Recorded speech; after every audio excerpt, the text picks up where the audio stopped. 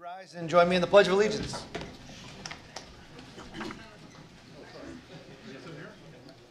I pledge allegiance to the flag of the United States of America and to the republic for which it stands, one nation, under God, indivisible, with liberty and justice for all. Thank you very much. Y'all be seated, please. Madam Clerk, if you call the roll, please. Councilor Bouchard. Here. Mayor Boulay. Here. Councilor Brown. Here. Councilor Champlin. Here. Councilor Fennessy. Present. Councilor Grady Sexton. Here. Councilor Keach. Here. Councilor Credevit. Here. Councilor Mattson. Here. Councilor McLaughlin. Excused. Councilor McNamara. Here. Councilor Nyan. Present. Councilor Pierce. Here. Councilor Rice Hawkins. Excused. And Councilor Todd. Here. Okay, welcome. Good to see everybody. We got a pretty busy evening, so we'll move right along quickly, but we have the minutes for the September 12th meeting. Is there any discussion before I take a motion? Councilor Brown. Yes, I would like to make a motion to amend the minutes. I have submitted the amended minutes to the city clerk. Madam Clerk, could you just tell me what they are quickly? In a very brief summary, she expanded and quoted what she had said in relation to one of the items that was discussed last month. So which I ones? didn't do verbatim. Do you remember the item number? I can Read it. Do you want me to read read the amended minutes if you prefer. Just was hoping you could tell us what you were amending. That's So I amended it to point out that the fees for the golf course, the report that was submitted did not accurately reflect the amount that other golf courses are paying, and because of that, I felt that non-residents could pay a higher rate. I also included the testimony from other counselors because they had made suggestions for future actions. Counselor Nyan suggested receiving a report about the youth adolescent programs that the that the Beaver Meadow is doing for Concord residents. Counselor Todd and Counselor McNamara had suggested revisiting the rates at a later time, and Counselor Rice Hawkins had pointed out that during the budget hearing, we don't keep track of how many members are residents and how many are non-residents, and other community members had asked that we do that. Councilor. I don't recall asking for a report. I do remember talking about the issue about being generally interested, but I don't need an official report. I don't recall saying that. If I did, that's fine, but. I went back through and I put in timestamps for the city clerk because I wanted to be accurate. Because there were 5 counselors that were absent. So, Councilor Brown moves acceptance of the minutes as amended, as described. Is there a second? I'll second it. So with that, I would just simply say, so Counselor, typically the minutes aren't verbatim. They're to capture the general essence, is what you've always tried to do. I'm hearing you say that you didn't feel like it captured the general essence of what you wanted to caption. My only suggestion in the future would be to work with the clerk's office to try to make those changes a little bit before when we get here, so it's not kind of cold and we're all caught flat-footed. Because it's hard to vote on something when we've never really seen it. So there's going to be a little bit of a leap of faith to trust you in what you've done. Thank you. With that, we have a motion's been seconded. All in favor say aye. Aye. All opposed? The ayes have it. Motion, the minutes are adopted. We have a consent agenda before us. I have removed item 9. Item 13 has been withdrawn by the city manager. With those two things, can we get a motion on the consent agenda? So moved. Second. Motion made and seconded on the consent agenda. Or is seeing nothing further? All in favor say aye. Aye. All opposed? The ayes have it. Okay. So that takes us to our public hearings this evening. And I just want to point out that we do have Executive Council of Warmington. We have our state senator, who we are very excited to have here. Senator Whitley, I just want to point out that this is how government works. We move very quickly and efficiently. So if you want to take that to the Senate with you, that's great. That's great. So that was all for for fun, by the way. Okay, that takes us to our public hearings this evening, and Madam Clerk, read item 29A, please. Yes, it's an ordinance amending the Code of Ordinances, Administrative Code, Chapter 35, Classification and Compensation Plan for the ice maintenance technician. Mr. Manager. And members of the council, due to a retirement, as you know, we always take a look at positions and see if we need to retool them. And the recommendation here is to actually make a change for this position. And based on the report you have in front of you, the position of an ice maintenance technician will help improve conditions of the arena. Also, there's no immediate impact on the arena pro forma. Even though we're looking to upgrade the position from a labor grade 8 to an 11, the current employee at the top of the scale would not see an impact. Because of this, we would not see an impact of fiscal year '24, so not the budget you've adopted, but the budget after that. A more appropriate classification based on the duties that we've looked at changing for the position for a more technical skills related position for the operation of the refrigeration system for the arena. We also feel that on-scene expertise will be important to view given the new EPA guidelines regarding operation of ammonia plant. So with these new guidelines that continually come out from EPA, there's also additional costs associated with that. And we need make sure we have people on staff who can manage that.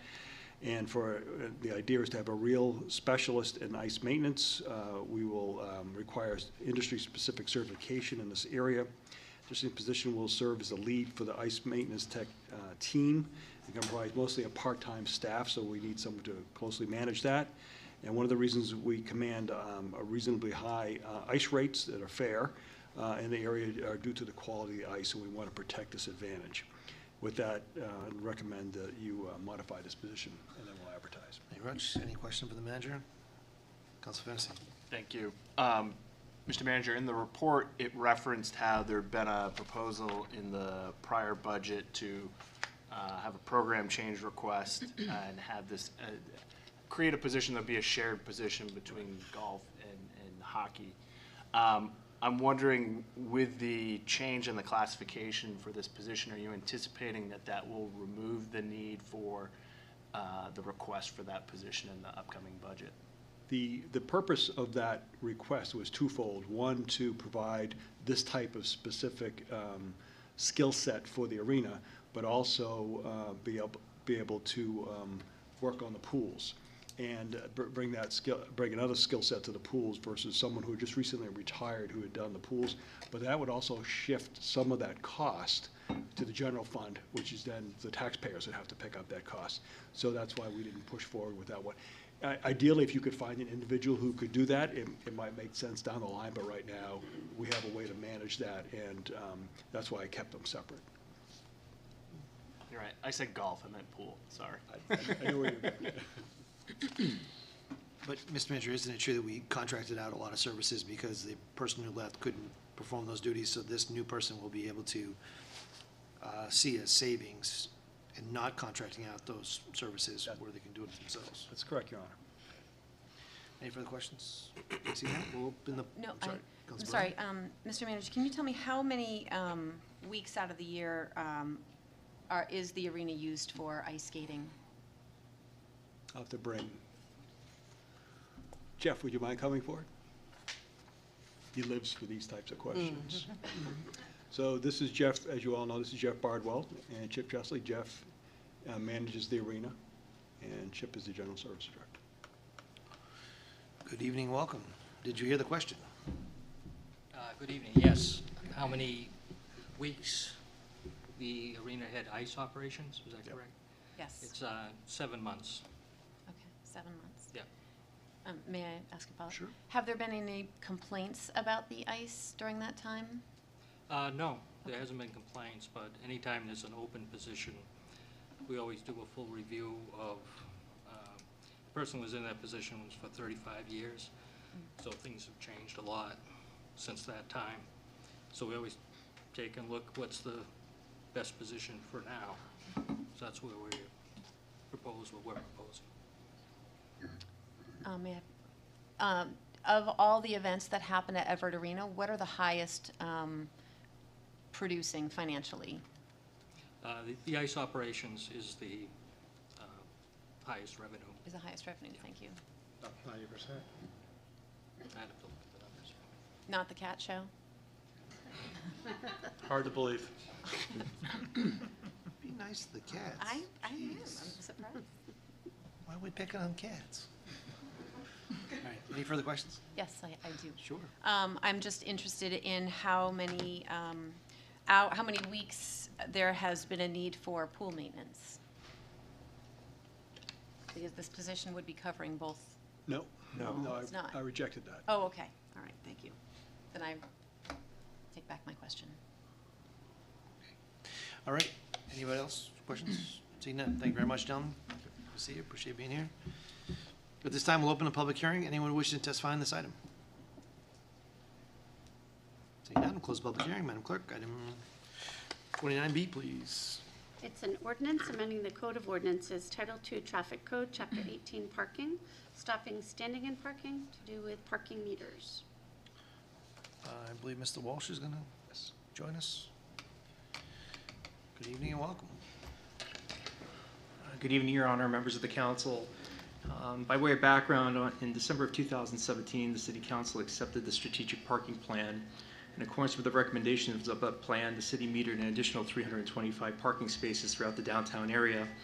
This increased our total meter count to 1,658 at all facilities. The meter expansion had two primary purposes. One, to improve parking management near activity centers downtown, Federal Court, Merrimack County Courthouse, Capitol Center for the Arts, new development on South Main Street, as well as generate net operating income from the parking fund. The meter expansion project was completed in January 2020, about 2 months before a COVID pandemic hit. Budget was $385,000 over 2 fiscal years. Due to savings, we were, in addition to putting in the 325 meters for the expansion, we were able to replace 170 mechanical meters that have been in our system for decades. Approximately 165 mechanical meters still remain in service. They are old, cannot accept credit card payments, which is important to us because credit cards now account for 50% of our business in the parking system. In June 2022, as part of the fiscal 23 budget process, the City Council removed $180,000 from the capital improvement program to replace mechanical meters, the remaining mechanical meters in the downtown area. At the time, the City Council expressed a desire to revisit and potentially contract the size of meter expansion zones and use the harvested meters therefrom to replace the mechanical meters that were remaining in the system. The Parking Committee reviewed meter zones in May and August of this year. The Parking Committee is recommending removal of 159 meters throughout the downtown area. These are on-street meters, 155 of which are part of the meter expansion project. Upon removal, these 159 spaces will revert to time zone regulation, which is described in the attached ordinance. These 159 meters generate about $15,286 per year in fiscal 22. That excludes parking citations and encumbrance permits. Removal of the meters will likely result in attrition from adjacent metered spaces. However, the financial impact of potential attrition is difficult to predict. The financial impacts of removing these meters were not anticipated as part of the fiscal 23 budget. Basically, removing these 159 meters will give us 132 smart meters for mechanical meter replacement. After everything else is said and done, and use of a surplus kiosk that we have from the old Fayette Street parking lot at Employment Security, we'll be purchasing 6 additional smart meters out of the operating budget to complete the mechanical meter replacement.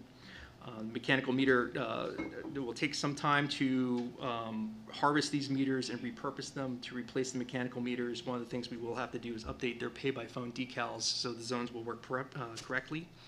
Be happy to answer any questions you might have. Any questions? So the new ones we're putting in for the executive council spaces, those double in fines? Absolutely.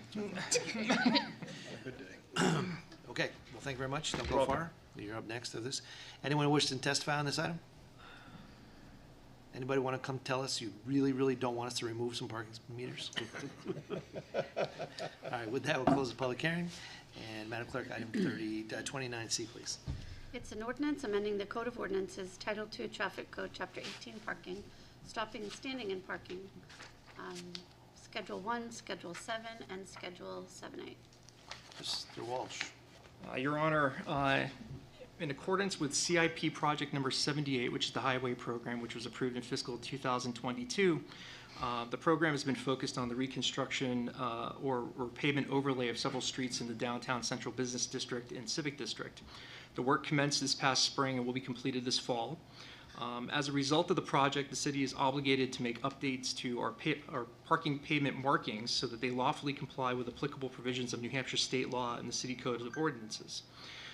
To assist the General Services Department, the Engineering Services Division of Community Development developed layout plans to ensure that the new pavement markings conform with the aforementioned legal requirements. As part of their review, the Engineering Services Division identified issues with 3 parking ordinances, which I'll discuss below. The Parking Committee was briefed about these issues during its August 22nd meeting. The first one deals with Center Street. There is an Ordinance 994, which established a no parking zone on the northerly side of Center Street, which extends 304 feet easterly of the North State Street intersection. However, pavement markings at this location have historically established a 185-foot setback from the intersection. Staff is recommending that the Code of Ordinances be updated from 304 feet to 185, as described in the attached ordinance. If the ordinance is not updated to 185 feet, we will lose approximately 5 parking spaces at this location. The second deals with Pleasant Street. On October 10th, 2017, the City Council approved Ordinance 2985, which established 2 bus stops for the Concord Area Transit System, which are located along the frontage of the South Congregational Church at 27 Pleasant Street, as well as Riverbend Community Mental Health at 42 Pleasant Street. In an attempt to balance the needs of Concord Area Transit, the church, and others, the ordinance that was established allowed these bus stops to include a unique provision whereby they could be used for public parking whenever CAT is not in service. This was implemented as a pilot project, and these are the only 2 bus stops in the city that have this unique regulation. Although well-intentioned, the dual-purpose provision has resulted in confusion and citations for parkers. Repaving this section of Pleasant Street and updating pavement markings allows the opportunity to comply with not only the mandated setbacks that I mentioned earlier, but also the opportunity to modify the location of the bus stop along the frontage of the South Congregational Church to create 2 parking spaces by piggybacking with a fire hydrant setback, and then update the Code of Ordinances to eliminate the dual-purpose use of these bus stops. The third and final one deals with Green Street from Warren Street to School Street. Ordinance 1312 established a no parking zone along the easterly side of Green Street, which extends 78 feet to the north from Warren Street. Pavement markings at this location have historically ignored the 78-foot setback and used a 20-foot setback instead, which is our standard. Staff recommends that the Code of Ordinances be updated to delete the 78-foot setback. Failure to do so will result in the loss of 3 parking spaces. Happy to answer any questions. Thank you very much. Anybody have any questions? Seeing none, we'll open the public hearing. Anyone wishing to testify on this item? There's going to be a quiz on that report, by the way. Seeing none, we'll close the public hearing. Madam Clerk, item 29D, please. It's a resolution rescinding the sum of $98,576.43 in unexpended capital project fund appropriation in CIP 578, appropriating the sum of $117,773.51 as a transfer out to the Economic Development Reserve, and accepting the sum of $278,000 from the sale of the former New Hampshire Employment Security property located at 32 South Main Street to reimburse the Sears Block Tax Increment Finance District Fund. Thank you very much, Mr. Manager. Members of the council, if you look at CIP 578, the weatherization section of that, presently the $16,000 plus of surplus remains available as part of the closeout for that project. The funds shall be deposited in the Sears Block TIP fund balance to support future debt service and operating costs for the districts. Regarding the hazardous building material abatement cost, surplus funds totaling $82,000, $226, shall be returned to the Economic Development Reserve Fund, as you had previously discussed when the project was put together. And also proceeds from the sale of the property, $117,773 be deposited in the Economic Development Reserve, combined with the $82,226 aforementioned, reimburses the Economic Development Reserve in its full amount of $200,000. You also have $160,226 deposited in the TIF Increment Financing District to support future residual debt service payments associated with the project. And one last piece, that's all. Be glad to answer any questions. That's without getting too far in there. Thank you. Anybody have any questions for the manager? Seeing none, we'll open the public hearing on this item. Anybody wish to testify? Okay, seeing none, we'll close the public hearing. Madam Clerk, item 29E, please. It's a resolution appropriating the sum of $68,723 in the Hoyt Whitney Road Roundabout Project, CIP 30, and accepting the sum of $68,723 from VHB. Mr. Manager. Nothing to add, Your Honor. Thank you very much. Any questions? An excellent report. Seeing none, at the time, we'll open the public hearing. Anybody wishing to testify? Seeing none, we'll close the public hearing. Madam Clerk, 29F. It's a resolution appropriating the sum of $8,000 in the Hoyt Whitney Road Roundabout Project, CIP number 30, and accepting the sum of $8,000 from Drake Petroleum. Thank you, Mr. Manager. Members of the council, these dollars are in lieu of building a sidewalk. The money is presented here. The project includes the new sidewalks, our project does, so the $8,000 will go offset the city's expenditure. Glad to answer any questions. Thank you. Any questions for the manager? Seeing none, we'll open the public hearing. Anyone wishing to testify on this item? Seeing none, we'll close the public hearing. Madam Clerk, item 29G, please. So a revised resolution with different title was submitted. Do you want me to read the current title or the revised title? Revised, Okay. please. So the revised resolution as submitted is a resolution appropriating the sum of $122,900 to include $17,300 to the project inspection fund, $101,700 to the general fund, and $3,900 to the golf fund for fiscal year 2022 retroactive to June 30th, 2022, to be funded from excess revenues in the golf fund, fund balance in the general fund, and transfer in from general fund in the inspection fund. Thank you. Mr. Manager. Members of the council, the preliminary results for the golf fund are a gain of $311,700. The supplemental request amount is $3,900 to support the excess pro shop revenues, is supported by the excess pro shop revenues. And that's due to the cost of goods,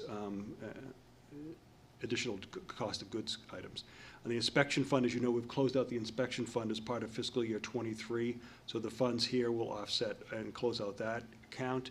And as far as the general fund, we have supplemental appropriation of $14,400 for police special duties, wages, and benefits, and that is really due to the additional revenues that came in, the amount of $253,500 more than budget for special duties, and that will more than offset the cost for the additional special duty wages and benefits, and be glad to answer any questions. So all excellent results, and those additional revenues will offset any costs associated with achieving those revenues. Thank you. Any questions from the manager? Seeing none, we'll open the public hearing. Anyone wish to testify? Seeing none, close the public hearing. Madam Clerk, item 29H, please. It's a resolution appropriating the sum of $25,983.20 to address violent crime in the community and accepting the sum of $25,983.20 in grant funding from the New Hampshire Project Safe Neighborhoods Initiative Grant Program. Mr. Manager. The members of the council, these grant funds will fund overtime costs associated with implementing programs designed to address a violent crime within the city. These programs will be data intelligence driven in order to divert resources more effectively. It is recommended City Council accept and appropriate these funds from the New Hampshire Project Safe Neighborhoods Initiative Grant Program. Thank you. Answer any questions. Any questions? Seeing none, we'll open the public hearing. Anyone wish to testify? Seeing none, we'll close the public hearing. And the last public hearing, item 29I, please. It's a report from the Director of Real Estate Assessment recommending the city manager be authorized to enter into a payment in lieu of taxes agreement between the City of Concord and Briar Hydro Associates for its hydroelectric facilities at the Rolfe Canal Falls, Pennacook Upper Falls, and Pennacook Lower Falls. Thank you very much. Mr. Manager. Members of the council, we have new information that have come in for this report. So I could go through a full presentation and then get to the end and ask you to vote no on it, because the new information is not reflective in this report because it just came in. So I'd ask you, I'm going to forego the presentation, ask you to simply vote no on this, and we'll be back with a new agreement once we looked at all that new data that's coming in. Okay. Glad to answer any questions. Anyone questions? Everybody clear on that? All right, seeing none. And because we have it here before us tonight, anybody wishing to testify on this item is more than welcome to testify. Seeing none, we'll close the public hearing. And that completes our hearings. It takes us to our action phase. Item 30, Madam Clerk. It's an ordinance amending the Code of Ordinances, Title V Administrative Code for the ice maintenance technician position. Move approval? Second. Motion made, seconded to approve this item. Is there any discussion? Seeing none, all in favor say aye. Aye. All opposed? And the motion is adopted. Madam Clerk, item 31, please. It's an ordinance amending the Code of Ordinances, Title II Traffic Code, Chapter 18, Parking, Stopping, Standing, and Parking, for parking meters. Move approval. Second. Motion made, seconded to approve this item. Is there any discussion? Thank you to the parking committee. I want a hallelujah. Further discussion? Seeing none, all in favor say aye. Aye. All opposed? And the motion is adopted. Madam Clerk, item 32, please. It's an ordinance amending the Code of Ordinances, Title II Traffic Code, Chapter 18, Parking, Stopping, Standing, and Parking, Schedule 1, Schedule 7, and Schedule 7A. Move approval? Second. Motion made, seconded to approve this item. Is there any discussion? I believe the comment was hallelujah. Amen. Okay, all right. Seeing none further, ready for the question, all in favor say aye. Aye. All opposed? The ayes have it. Madam Clerk, item 33, please. It's a resolution rescinding the sum of $98,576.43 in unexpended capital project fund appropriation in CIP 578, appropriating the sum of $117,773.51 as a transfer out to the Economic Development Reserve, and accepting the sum of $278,000 from the sale of the former New Hampshire Employment Security property located at 32 South Main Street to reimburse the Sears Block Tax Increment Finance District Fund. Move approval? Second. Motion been made, seconded to approve this item. Is there any discussion? Seeing none, ready for the question, all in favor say aye. Aye. All opposed? Having received the necessary two-thirds, the motion is adopted.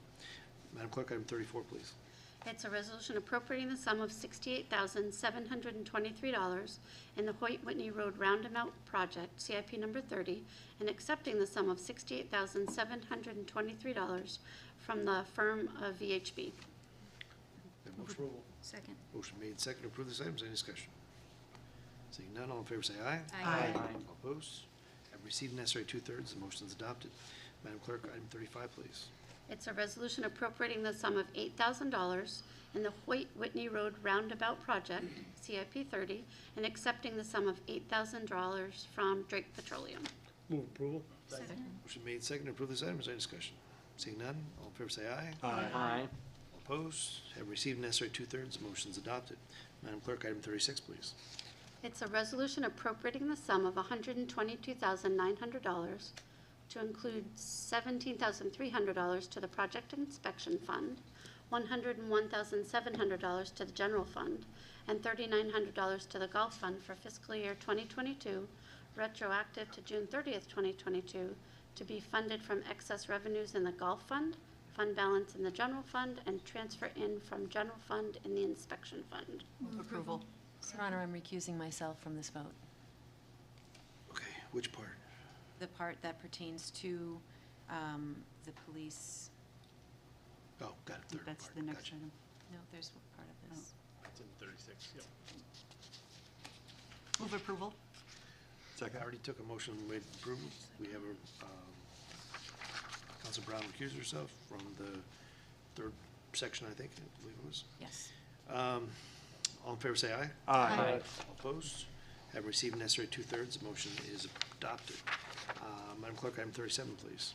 It's a resolution appropriating the sum of $25,983.20 to address violent crime in the community and accepting the sum of $25,983.20 in grant funding for the New Hampshire Project Safe Neighborhoods Initiative Grant Program. Move approval. Second. Your Honor, I'm recusing myself from this vote. Motion made and seconded to approve this item. Council Brown recused herself from this vote. She has a conflict. Ready for the vote? All in favor say aye. Aye. Opposed? Have received necessary two-thirds, the motion is adopted. Madam Clerk, item 38, please. It's a report from the Director of Real Estate Assessment recommending the city manager be authorized to enter into a payment in lieu of taxes agreement between the City of Concord and Briar Hydro Associates. Move to disapprove? Thank you. What I heard Councilor Champlin say was he was I was Opposed to this. absolutely opposed to this. Seconding Councilor Champion's Thank you, motion. Councilor Naya. Okay, so we have a motion before us to reject this report. Is there any discussion? Seeing none, all in favor say aye. Aye. Opposed, and the motion is adopted. Okay, 32 minutes later, we're all here for number 39, which is the New Hampshire Department of Transportation presentation on I-93 Bow Concord improvements. So why don't we take a 1-minute recess while you all come up and set up your stuff.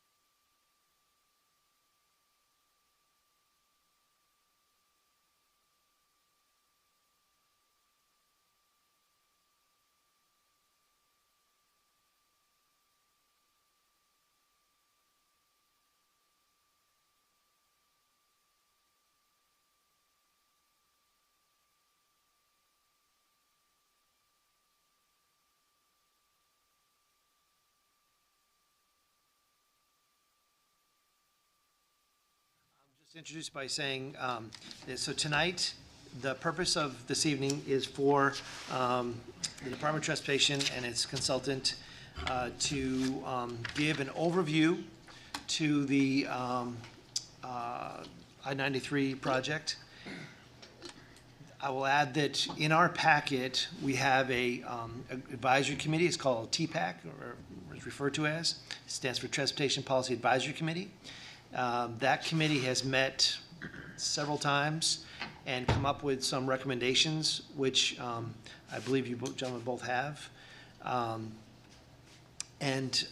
So you have those from the committee, but this is the first time the council as a whole is hearing that presentation. And I know some of you in the community, this might be redundant, but I think it's important to go over. We're going to take the opportunity to ask questions based upon what we hear.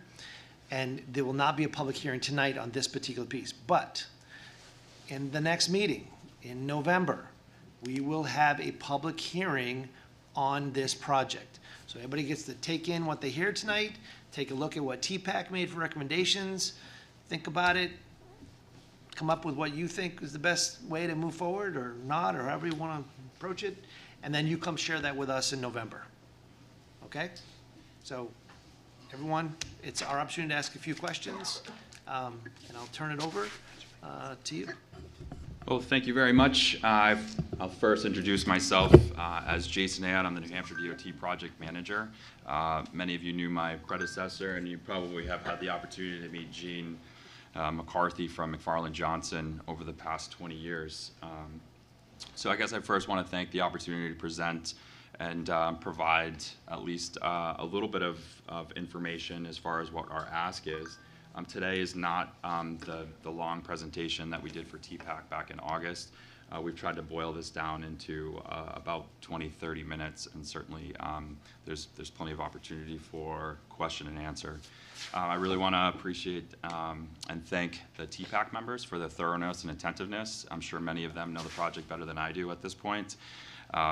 They've really had the opportunity to get into the project details and offer their opinion, and thank that for their report. Also, thank you to the city staff who have been open and accessible as we were brainstorming a number of the options over the last few months. Certainly gave us a little bit clearer picture, and certainly and myself as a newer project manager over the last year to get up to speed and understand some of the issues that presented themselves back in 2018. And then honestly, thank you for all the constituents. We've received a lot of support as well as some great comments for the project.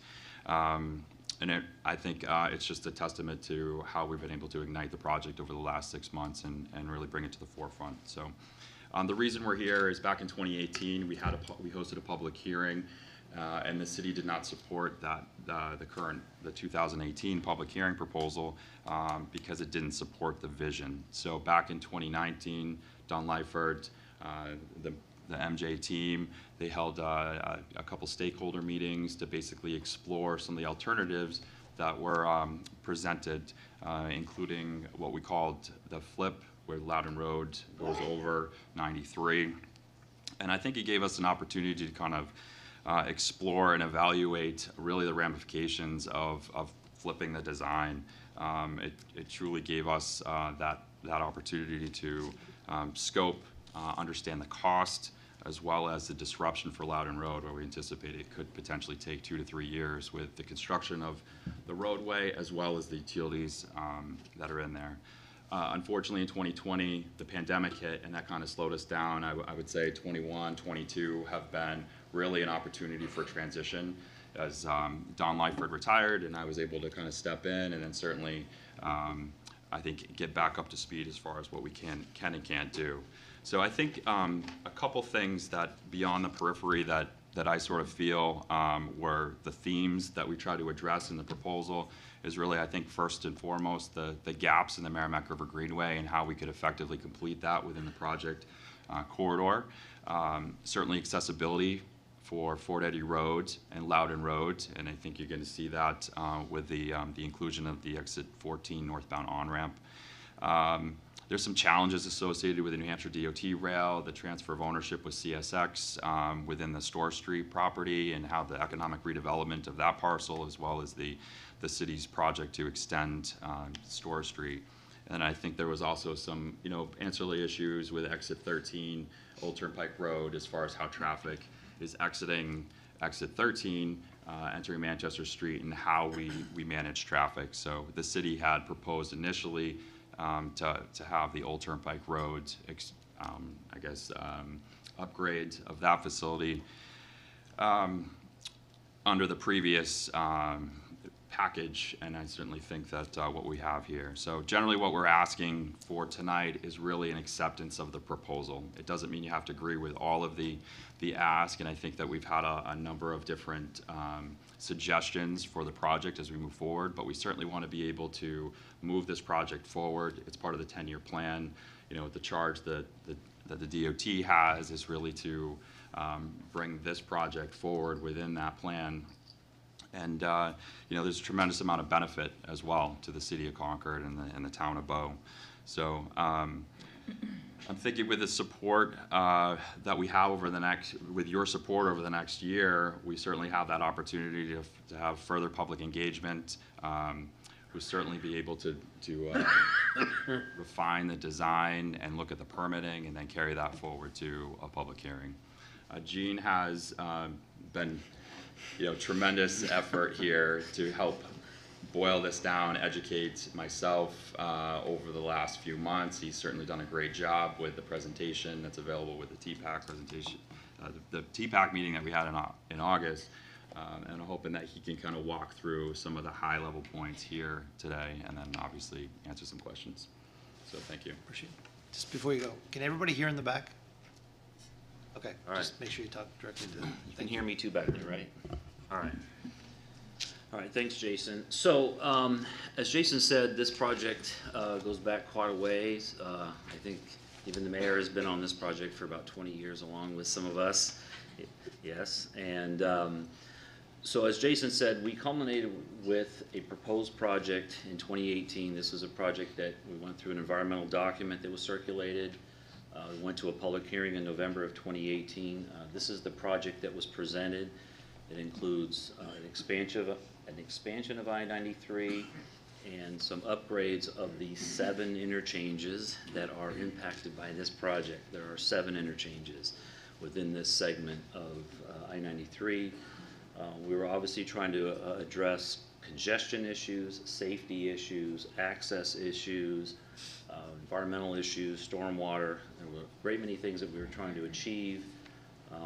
So this was where we stood in 2018. As Jason said, we were starting to work towards some remedies when the pandemic hit and kind of just, derailed us a little bit. So I'm going to go through each of the locations along the corridor so that you know where we stand and where some of the revisions are, but just to kind of give you a basis for where this project started. This is our purpose statement. This was a statement that was developed early on in the process with a lot of stakeholder and community support and input. And it really talks about existing and future transportation needs. We're always trying to balance the needs of the communities, both Bow and Concord. We've been to many, many meetings over the years in both communities.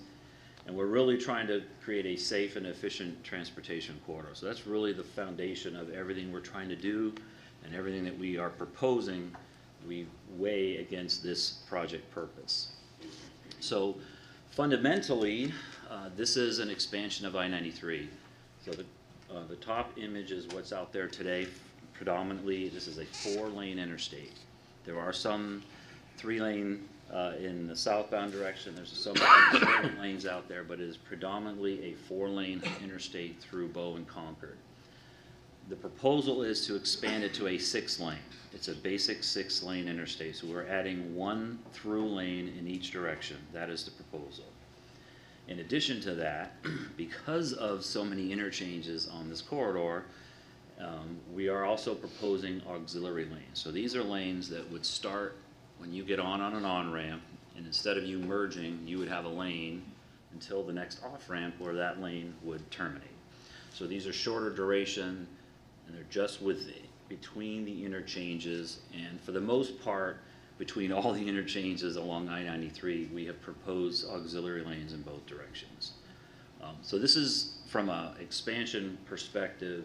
We are adding 1 lane in each direction and these auxiliary lanes as we move forward. So through some of this more recent coordination, both with Bow and Concord, we do have a new proposed project.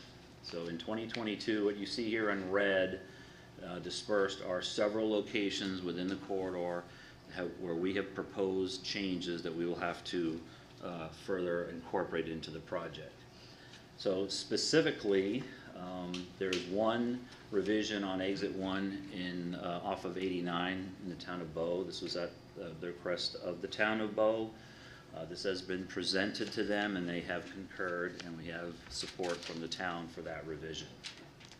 We have 1 revision that's in the exit 13 area on Manchester Street, and then there are several revisions associated with exit 14, Store Street, and the Merrimack River Greenway Trail.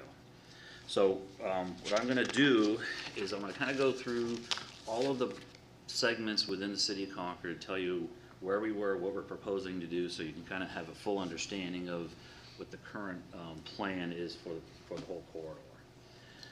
So the first area in Concord is around exit 12. I'm going to use my pointer here, if I don't hurt anybody. That's the town boundary right there. So that's a boundary between Bow to the south and Concord to the north. So exit 12, right now we did replace that bridge a few years ago. That bridge can remain. We don't have to rebuild it. It will accommodate the widening. Right now the biggest issues there are the deceleration for all the exit ramps. There's 4 ramps there right now. We're gonna eliminate 2 of them, 1 in each direction. So if you're trying to get off to get to 3A, there'll be 1 exit ramp, there'll be 1 terminus for each direction along Route 3A, and then we're proposing hybrid roundabouts at each of those intersection terminals. This was presented back in 2018. Very good support. Everyone had a lot of good things to say about this, so there really aren't any proposed changes at this location as we move forward. Exit 13. So exit 13 was improved about 20 years ago. That's a single point urban interchange at exit 13. That was constructed at the time to accommodate the widening. So we do not have to reconstruct exit 13. The bridge is fine. We don't have to touch the bridge. We'll be widening to the median. The one improvement that is proposed is for the northbound exit ramp. And for those of you like me who come into Concord every day and you're coming off of this ramp and trying to get over the river, that backs up quite a bit, you know, as most days during those peak periods, and that traffic backs up onto the interstate, and that is certainly, it's a capacity issue, but is more so a very significant safety issue. So the plan, and this has always been part of the plan, is to widen that ramp for that right turn movement and actually signalize that turn, because right now it's a mandatory stop sign there because of the sight distance. So we will expand that, put a signal, and that will get that queuing traffic off of the interstate. Now, at the time, what is shown on the other side of the river, which is the Old Turnpike Road intersection with Manchester Street, it's shown in red because that was something that the city of Concord had developed as a proposed improvement. And as the current plan was that the city has requested that that be incorporated into the Concord project. So we evaluated it, and we actually concurred that this is sort of a complementary improvement that goes along with the improvements to exit 13. And it really is addressing the predominant flow of traffic there, both in the morning, where in the morning a lot of cars are coming northbound, they get off on exit 13 and they come down and want to make the left turn to go up Old Turnpike Road. So what is proposed here is to expand that intersection and provide a dual left turn coming up. So we'll have a dual right turn coming off of exit 13, you'll cross the river, and then you'll have a dual left turn going up to Old Turnpike Road. For that reverse, coming down Old Turnpike Road, we're proposing a 2-lane right turn to go over the bridge, and there's already that 2-lane left at exit 13 to go southbound on 93. So it's a very complementary improvement. We'll upgrade the signal. Fortunately, the bridge is wide enough to accommodate this, so we don't have to touch the bridge. And we also included on this plan, these are the current plans that the city has to improve Terrell Park. We'll incorporate all of those into this plan.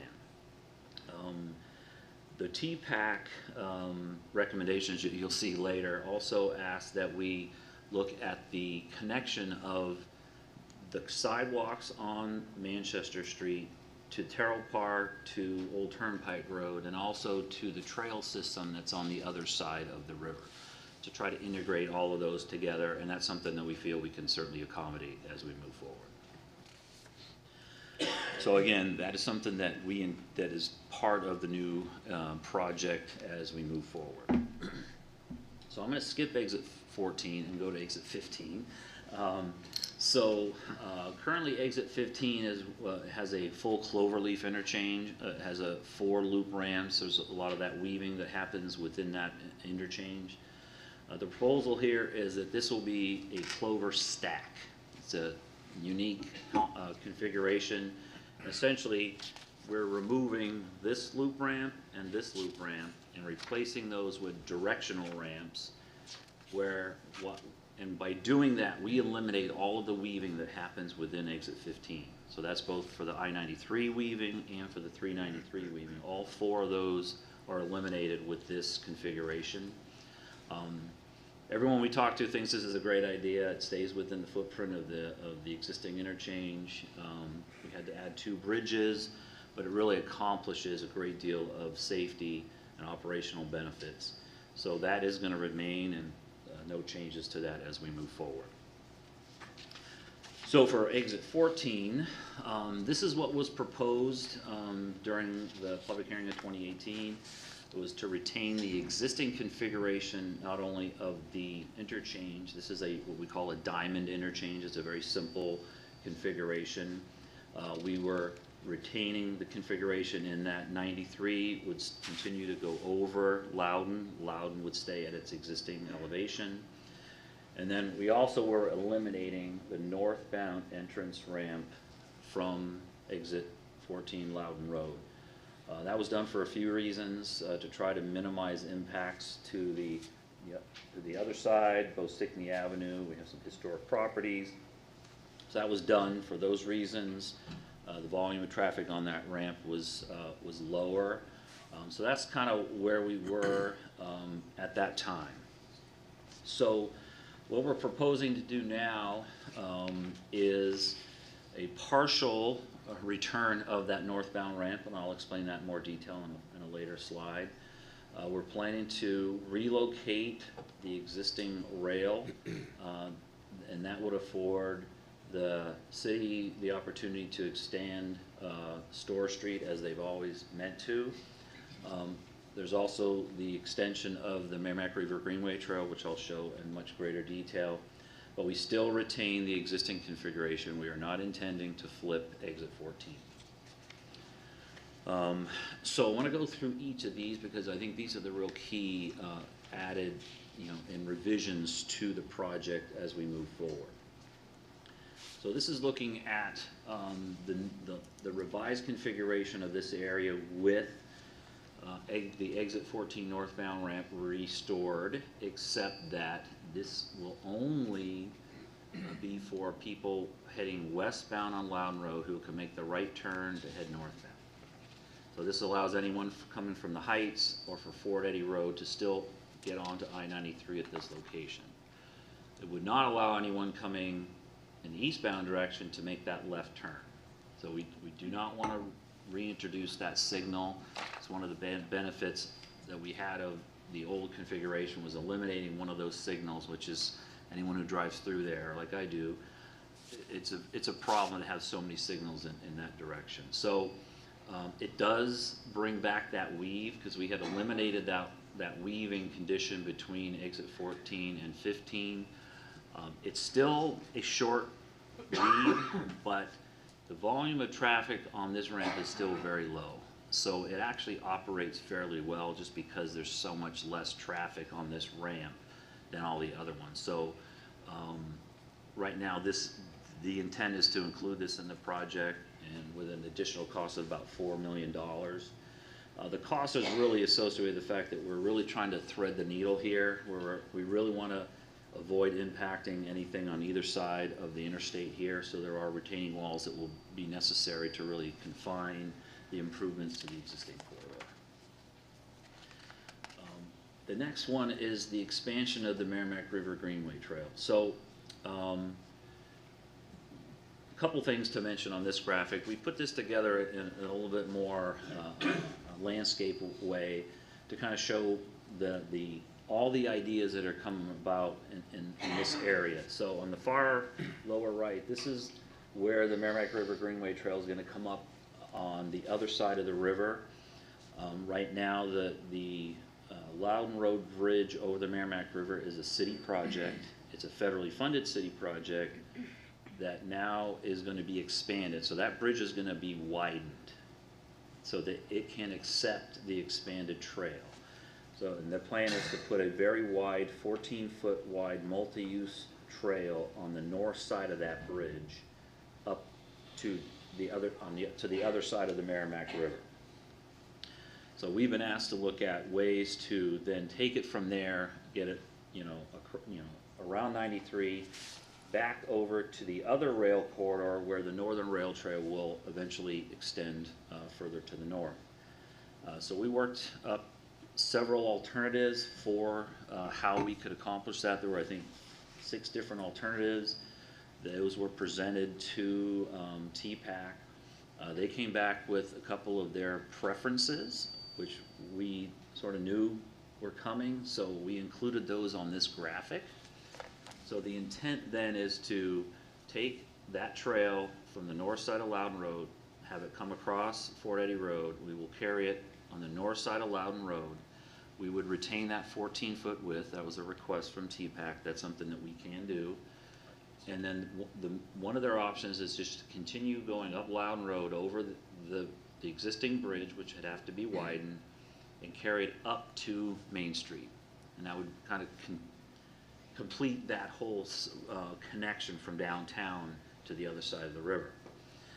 They've also, one of the concepts was also to take essentially a ramp from Loudon Road down to the expansion of Store Street, and that would connect that trail to the future Northern Rail Trail. The commitment from the Bow Concord project was that we would include all of the options that they would like in the project moving forward. And it would be left to the city of Concord to decide what is their preferred way of doing this. And we certainly have the time to incorporate that. So we would include all of these concepts for the time being through this first phase of the project, with the intent that those will be finalized as we move into final design and incorporated into the project. And a lot of those options that were presented are all in that TPAC presentation that we previously made, so if you wanted to look at those, you could. Could you talk about, so you covered basically the beyond Stickney Ave, could you talk about the one that comes off, slopes down? This one here? No, the other one. Oh, right here? Yeah. That's really the sidewalk connection to Stickney Avenue. Yeah, one of the concepts was to then, instead of using this ramp, it would be to just follow Stickney Avenue all the way around and reconnect further to the north. So there were 3 different means to connect on that side of I-93. Maybe I remember, maybe I didn't have it right, but where the arrow to the right comes down, This one here? it was almost like a slip lane that kind of came off of Loudon Road. There's a path there now, if you will, that goes by the buildings. So you're saying down below? Right. I think that was one of the options that they rejected. Okay. So, you can look at that, yeah. So we had presented 6, they asked us to move forward with 3 of those, and I know at least 2 of them are on this graphic. So this was actually completed before we got the report, so we can certainly look at that. But I don't think there's any reason that we can't accommodate any of the ones that we presented. Yeah, I would agree. I think what I recall is pretty similar. Is option 1 is pretty much as shown, with a preference for with a raised structure to tie down to the Store Street area. Option, I call it 1B, is if that doesn't work, possibly go around the Holiday Inn parcel and look at what the impacts could be. And then option 2 would be basically along the Loudon Road and construct a retaining wall to get down to the grade of the railroad. So we'll look at all 3 of those to determine, and kind of in that order, and then work with the city's consultant on Store Street to understand what the implications are to Store Street. Okay. Then there's the railroad track. So the commitment from the DOT is that the active corridor coming from the south right now is the one that kind of goes to the kind of the northeastern direction. This is the active freight corridor. That we would work to relocate those tracks and provide right-of-way for a 2-track configuration in this area. And then that would enable the city to then do their Store Street extension. What is shown in red here is the latest graphic that we received from the city, where their preference is to put a roundabout at this intersection and continue north. Some of the other graphics show our original one that just had a T intersection. That is completely up to the city, whichever way they want to go with that. You know, we would work with them to make sure that, we could accommodate that. There certainly are some constraints in this area. The bridge here has an abutment, so we really have very limited ability to refine the alignment under Loudon Road, so we're really focused in this area. We've tried to kind of tighten and move it away from Store Street as much as we can.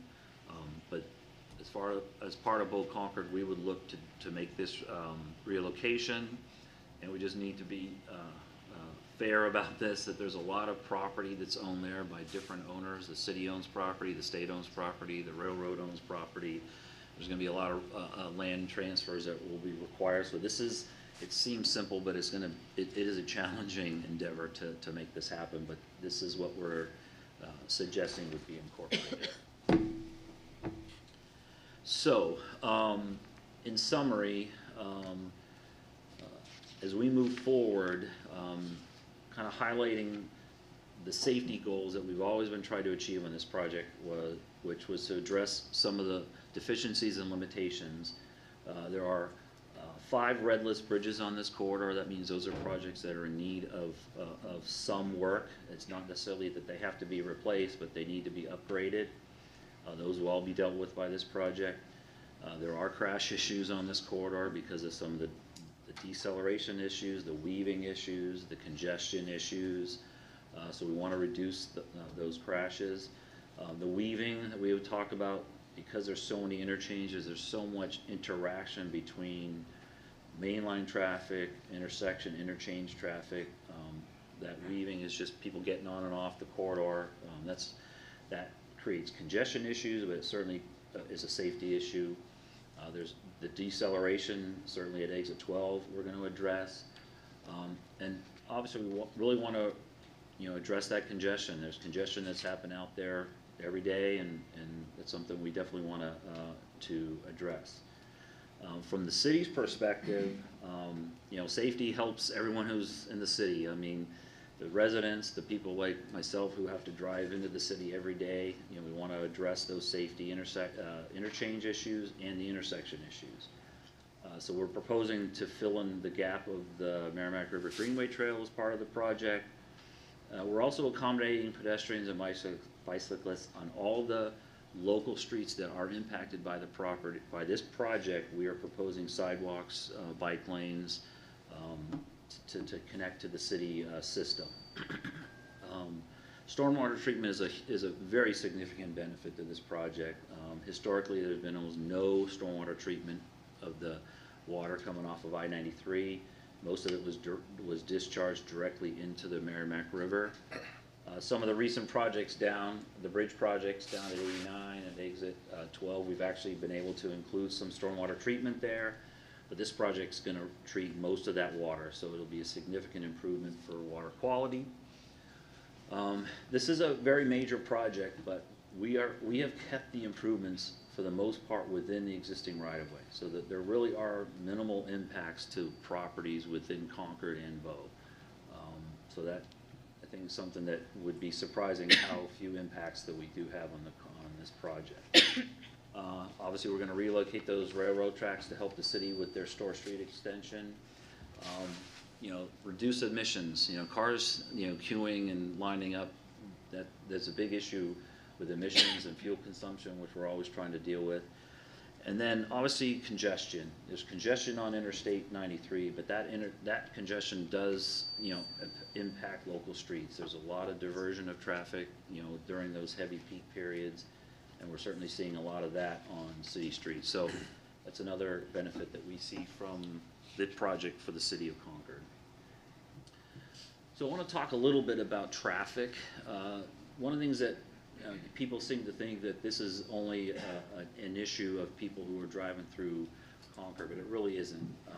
This is a traffic graphic, and the numbers that are highlighted there, this is what we call the annual average daily traffic. So this is how many cars on average. This is not a peak period, this is average through a year. This is the 2017 number, and I think it's interesting to see that from the southern end of the project, so this is coming up from Manchester, south of 89, you're almost 80,000 cars a day. And as you move northerly, you start to lose traffic north of 89, then you pick up more traffic. This is exit 12, so you got traffic coming up 3A, and the traffic increases north of exit 12. Then there's exit 13, so you lose traffic at Route 3, so you have down to 74, then you lose traffic on Loudon Road, you lose traffic at 393. By the northern end of the project, we're down to about 50,000. So you lose 30,000 cars just within Concord. So this corridor is a Concord, transportation facility. There's a lot of people who are using this corridor to get around Concord. Those of us who work in Concord use it every day to get to Concord. And that's one of the unique natures of this project that is very different than a lot of interstates where you have this peaking of traffic where in the morning everybody's going one direction, in the afternoon everybody's coming in a different direction. Concord is very unique. You got everybody coming to Concord in the morning and then leaving in the afternoon. So the population of Concord, increases significantly during the day. So it's a very unique, very dynamic site for a project. We have 3 interstates, we have state highways, U.S. highways, all converging along this corridor. So it's a very dynamic, facility. So just to close out on a couple of things, just from a cost perspective, the cost of this project that we presented in 2018 was about $268 million. Now, we have not updated those cost estimates, because we don't want to do that until we have, consensus on the preferred alternative. So those numbers will be updated as we move forward. But of the additions that we've just completed, we have done those cost estimates in current dollars. So we're adding about $15 million to the project for these additions. And these are just the additions in the city of Concord. So that 283 is going to be 300 plus when we update these numbers. There's no doubt about that. And then there's money also that has been added for the city's project, the Loudon Road Bridge widening. There's been $15 million added to that so that the city can fully realize that expansion of that bridge. So almost there. So again, tonight we're here to really try to get the support of the city so we can move this project forward.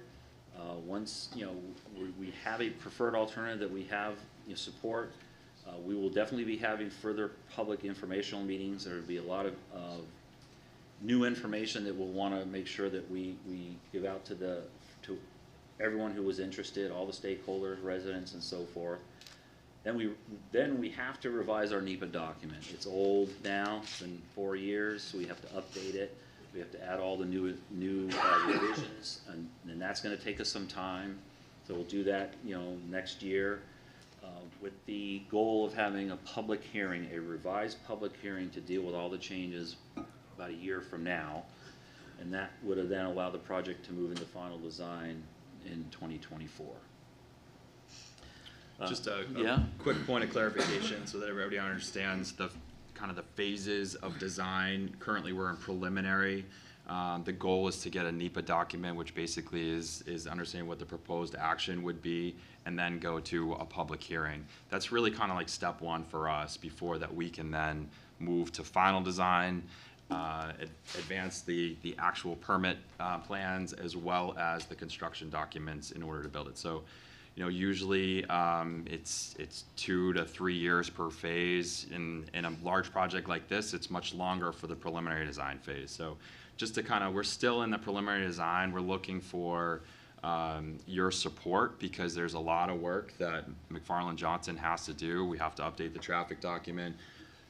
Gene already referenced all the environmental documentation. We have new impacts, so we have to go through and we have to classify those, and we have to identify what the potential impacts would be, and to our agency partners as well. So there's a lot of coordination that needs, and that takes about a year or more, depending on where we are. So we still have a lot of work to do. A lot of the concepts up here, I just refer to them as concepts. That's what they are, right? The devil's in the details. We have a lot of work to do. There may be some ideas that we can incorporate through the public involvement process as we go from really to refine what this design is and take it to a public hearing. So there's there's a lot of work to do by our consultant partners here. There's a lot of work that we can do together to really formalize the best solution. But in general, we'd like that project footprint to be within what we showed. So that's really the ask. The ask is if we could have a letter of support. That letter of support can have a list of caveats. There's been some tremendous feedback through the TPAC as far as thoughts and ideas specifically to Loudon Road, as well as really another gateway to North Main Street, possibly some other connections to the Merrimack River Greenway around the Old Turnpike Road. So I think all that's still on the table. Would encourage you to, put a list, but again, that's sort of the working list, right? We're gonna have an opportunity to meet again. We're gonna see an updated traffic document. We're gonna understand what those impacts and then obviously what the construction impacts are gonna be. So I don't know if I skipped right ahead to the end, but. Sort of, it's all right. Obviously, there's our contact information. The important thing here is we do have a project website, i93boconcord.com. That has every document we've done for the last 20 years is on that site if anybody really wants to get bored. But there's a lot of information. The environmental document is on there. We will take this presentation and post it on that site as well. So if anybody wants to look at it, they can do so. So I think we can open up for questions. But one thing, something we did just recently to look at, what really are the impacts of this project. It is a major project, but because we've stayed within the existing right-of-way, it's surprising that the impacts and the expansion is not as great as some people might think. The wetland impacts, 1.4 acres is pretty small for a project of this nature, and half of that is in Bow because of what we're doing at Exit 1. Conservation land, all those impacts are in Bow. Pavement, we're adding about 21% of pavement, even though we're adding lanes and auxiliary lanes. There's a lot of pavement out there today. So even with the expansion, it's not as great as some people might think. The property impacts, most of the full acquisitions are in Bow because of Exit 1. We only have 5 in Concord, and a lot of those are for the stormwater, to make sure we can treat stormwater, a lot of partial acquisition. So we're addressing the red list bridges and even the historic properties. We're impacting those sites, but we're not impacting the buildings. We're just on their property. So not as extreme as one would think for a major project like this. And I think that's everything we have. Gentlemen, appreciate it. Thank you very much for your presentation, and I just want to make sure that we have something on our website to reference there, so people, no matter where they go, they can have access to information. Okay, who has questions? We have Council Chairman. Thank you, Your Honor. First of all, Jay and Jean, thanks for the great presentation. It's very clear. You started to address my question with this last slide, and that is, I'm really having trouble getting my head around how the footprint of this project is interacting with existing terrain between exit 14 and exit 13. Because, your presentations really focus those zoom-in slides on the interchanges. Sure. And it kind of cuts off, and there's an awful lot going on in that segment right there. There's the river, there's the railroad, there's Brixmore Plaza, there's the transfer station for Unitil, and I'm just trying to understand where you're picking up the footage that you need, to get the extra width of the highway. Are you going into the river? Are you going over the river? Just if you could help me understand that. Certainly. I'm going to try to get to a slide that might help. So this slide is kind of one of the real unique areas of the project. We always call this the pinch point right here. Right. Which is where everything kind of comes to a focal point, because you have the river, obviously I-93, then, sorry, I don't want to hurt anybody. Then there's a utility corridor in here that has power lines, that has the city's sewer interceptor, by the way, is right in there. You have the railroad, and then you, like you said, the development here where Burlington Coat Factory is. So at that location, it's very tight, there's no doubt. So the answer to your question is we've had to balance it. So we've shifted the alignment a little bit, so we've moved it a little bit closer to the river. There's gonna be a retaining wall right along here so that we're not getting into the river. But yeah, there's a lot going on there between the widening of the interstate and, you know, this is the new southbound on-ramp here. And so this area is very tight. And it even involves some unique, challenging combination of that sewer interceptor. So we're not gonna move it, but we have to make sure the city has access to it. So it is a very complex, very challenging area. And what we're showing now does not impact the electric substation. It does not impact the two historic properties, the Ralph Pill building and the electric substation. There's an electric, I forget the name of it now, building. This structure right here, those are both historic properties, so we're trying to avoid those. Some of the power lines that are in there will likely have to be relocated, the poles. So that has been advanced quite a bit, but yeah, it's a very, very tight area. Follow up, Your Honor? How about to the south of that? It's a little simpler south of there. I'm not sure if the exit 13 plan is gonna show enough. So that's the pinch point there. As you get into here, a lot of that widening is in the median just because the exit 13 project kind of established the new median in this area, and then it kind of comes back together. But it's pretty much within the existing right-of-way. It's certainly that balance. Okay. Follow-up, Your Honor, thanks. I asked the question because, as you know, there's a lot of public support for, or interest in looking at a deck park. Okay. And obviously, you know, anything that would be done in that corridor is going to be, you know, constrained by kind of where the footprint of the highway and the railroad is. So that's why I asked. All right, thank you very much. No problem. Thank you. What's his questions? I wonder if you could put back up the diagram with exit 14.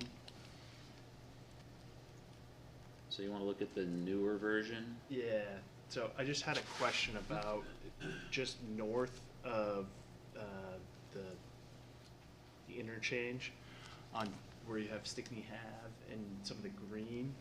What is that? Because It's just grading. It's because we're rebuilding that ramp so that there's the southbound off ramp is right there. And so that area is gonna be regraded, but we're not impacting Stickney Avenue in that area or the bus terminal. Do you take away parking from the bus terminal? I don't believe we're on that property at all. Who else? Anybody else? Councilor Brown? Hi, thank you. I was just looking at your last fact sheet when you were talking about impacts, and I had looked at your environmental assessment, and it had said there would be 39 acres of trees cleared, but I'm not seeing that on the fact sheet. I can give you that information. You know, that was something that we have to quantify. There's an endangered bat that is a very big concern, and anytime we do tree clearing, we have to identify where that's occurring. Much like the conservation land, a lot of that is down along exit 1 in Bow, because we are getting into some forested, more wooded areas as part of exit 1.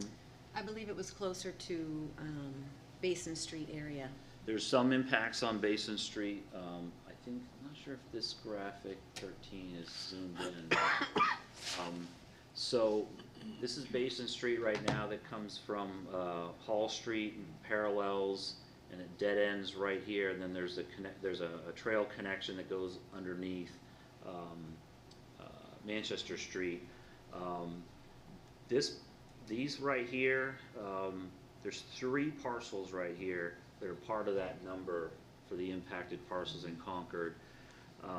It's actually an old junkyard, and we're proposing a stormwater treatment area in that location. I think there is some wooded area there, so I think it might be there.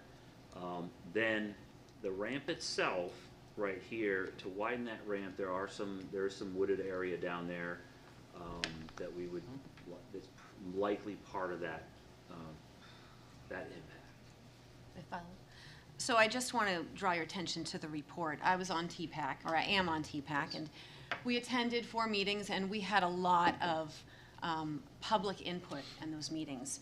And this report does not reflect that public input. The majority of the public input was against this widening. There were proposals for suggestions, but overall, the community rejects the widening of this. We're looking at emissions, we're looking at the impact on our climate. We have a report coming up next following you about, from a sustainability fellow, Concord will heat up 8 degrees if we do nothing. If we widen our highway twice as wide, we cut down acres and acres of trees, we're speeding up that process. These were some of the concerns that were expressed by constituents, residents that are not reflected in this report. This report is really a draft and was not agreed upon by TPAC as a whole. TPAC as a whole couldn't even agree on our last minutes. The first paragraph, potential to improve bicycle and pedestrian safety throughout the city, that is not the case. I, as a member, do not agree with that, and we just did not discuss economic development activities. So this report, there were questions that were raised, and another member had said, before we accept anything, we have to have answers, and that was to traffic volumes. We saw traffic volumes from 2017, it's 2022. You showed us data of traffic volumes from 2014 to 2022, and there was no change. So we question the necessity of this project. So we really need to have that current data before moving forward. And I would like to make sure that you are aware that many people have spoken against this widening.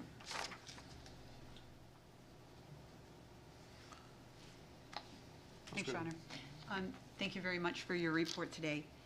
I do appreciate you sharing with us that you're not expanding the right-of-way impact. I think that there's many of us that believe we're going to blow this thing out and it's going to further divide our city. That being said, it is going to further divide our city by this pavement that the highway is going to create, even though you're talking about an area that's in the median space today. Councilor Brown was talking, referencing the number of people that came and spoke at TPAC. One of the things that I think was a resounding message is we think Concord's worthy of getting off the Highway 4 and giving a highway for access for people to continue their way up north for the Lakes region on the weekends. I think that we need to hear an answer for why that is, that beyond the impacts that you've stated today, we think that there is reason to question the width that you are proposing with the number of lanes that would be going through the city, just for your consideration. TPAC did also talk a little bit about what that view would look like.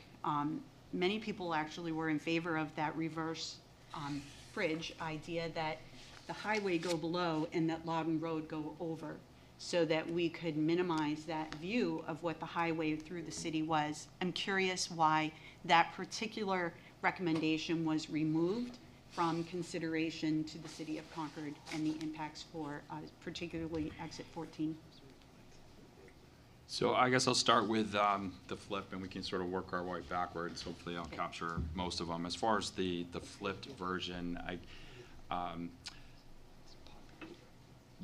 guess the conclusion that we have is that the closure of Loudon Road would be necessitated by basically flipping 93 and working under. So we would have to close the exit ramps, we'd have to close Loudon Road.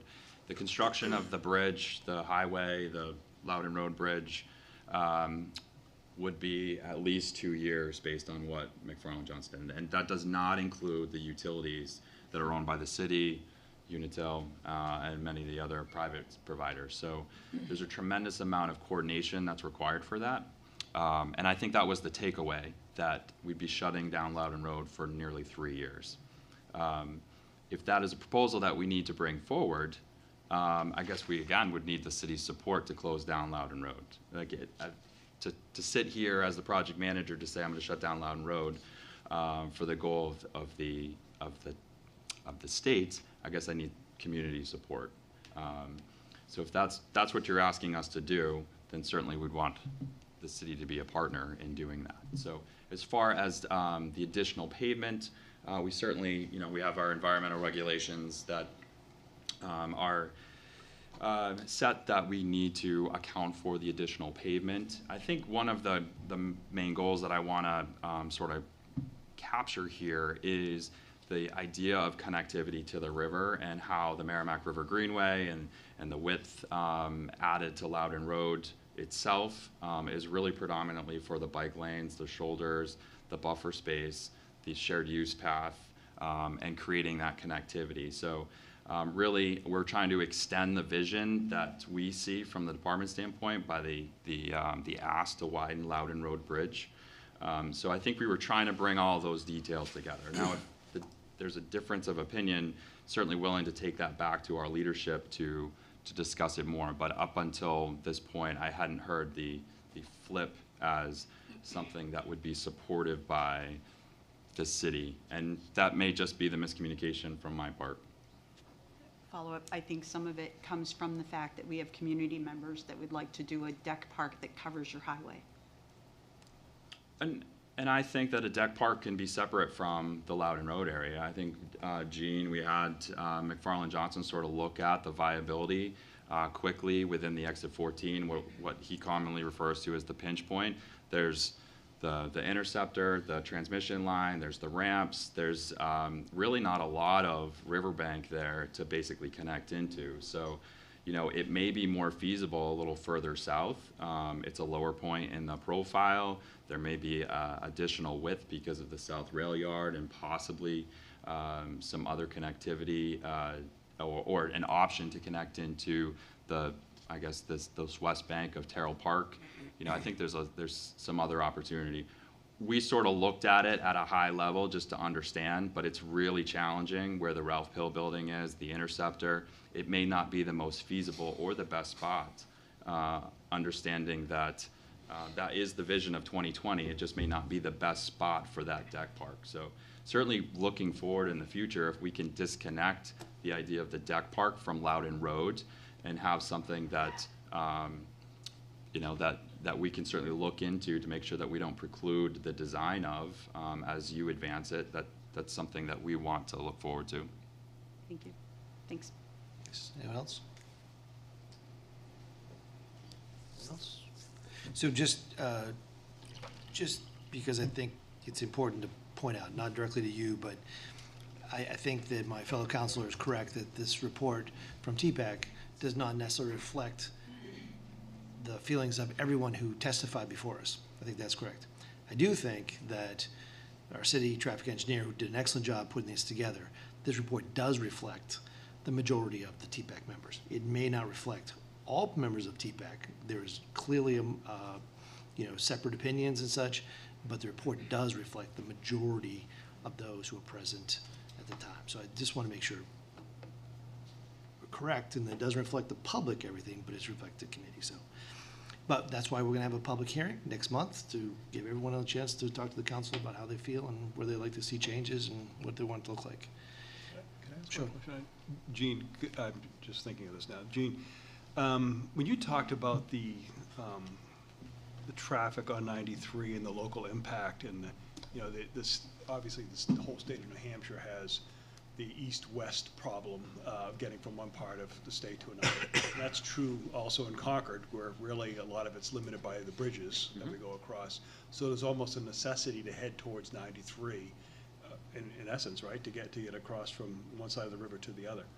And I think when we looked at this back on when we were putting together the 2020 visioning process, I remember sitting on the committee with then non-councilor Todd and non-councilor Kretovic and myself, and I think we were the three on the board and the mayor, right, and the board members. Sorry, to forget you. And I thought the number was about 20% of the traffic on 93 is really Concord folks jumping off one exit, getting onto another, because that's the way you got around. It's the quickest way to get around, because whether traffic on Fisherville or State Street or Main Street or whatever it was, is there a way to tell, and it would be of any value to us, to ask your opinion, that what has happened over the years to, you know, Fisherville Road and North State Street and Pembroke, you know, those other roads that essentially when 93 jams up or 93 has an accident or anything else, because I can tell on my house over on West Parish Road, when there's an accident on 93, by the amount of traffic that comes down Broad Cove or Little Pond or anything else, because everybody now has GPS and they're just flying off the highway system and getting on someplace else.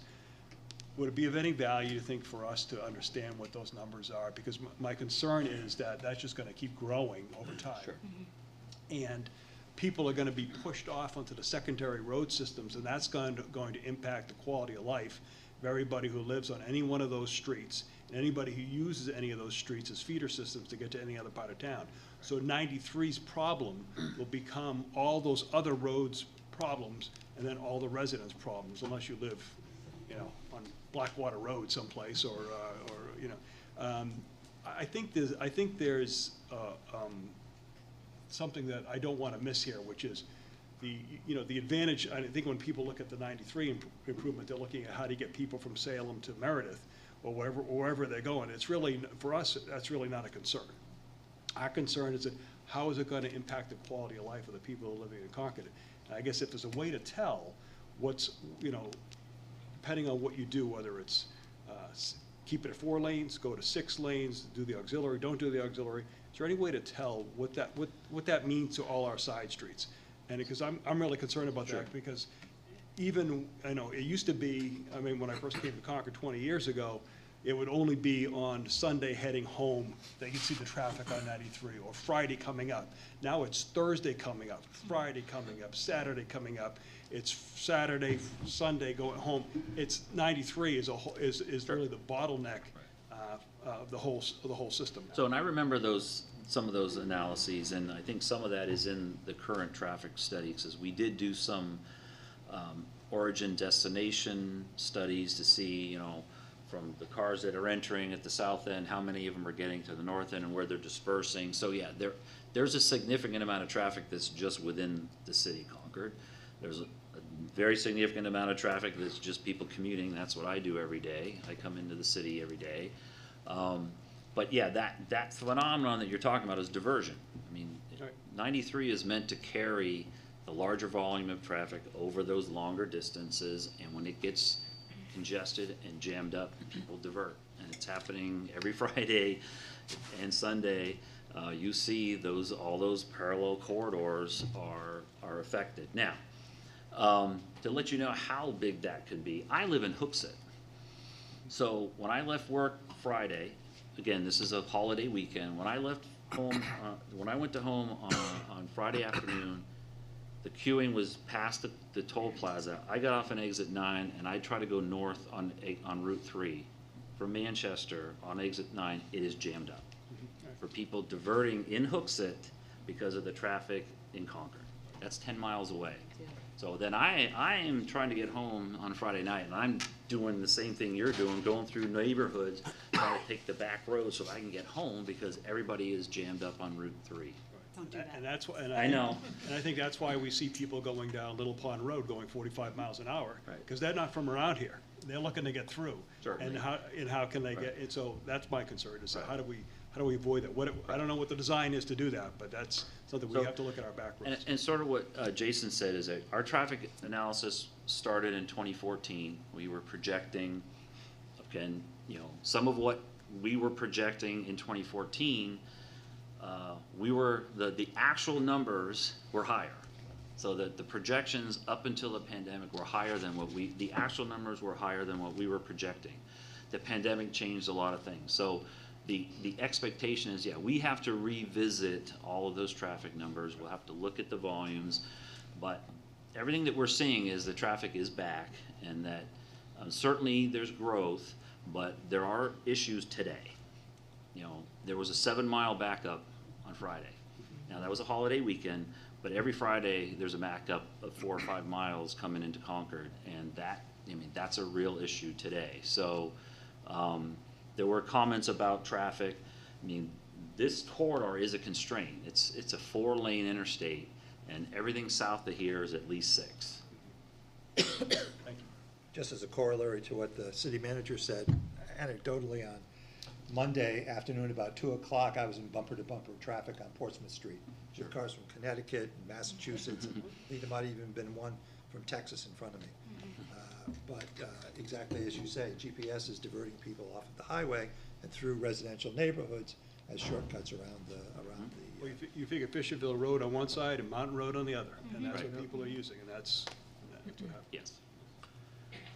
Yeah, I was just gonna say, just to the city manager's point, I would like some additional data, and I don't know if it's through you or through us, about what we're seeing on Mountain Road, Fisherville Road, these other local roads that are taking on, because I know, I've driven past Amanda's house on a Sunday afternoon, and you can't make a left because it's just a long line of traffic, New York plates, Massachusetts plates, Connecticut plates, Rhode Island plates.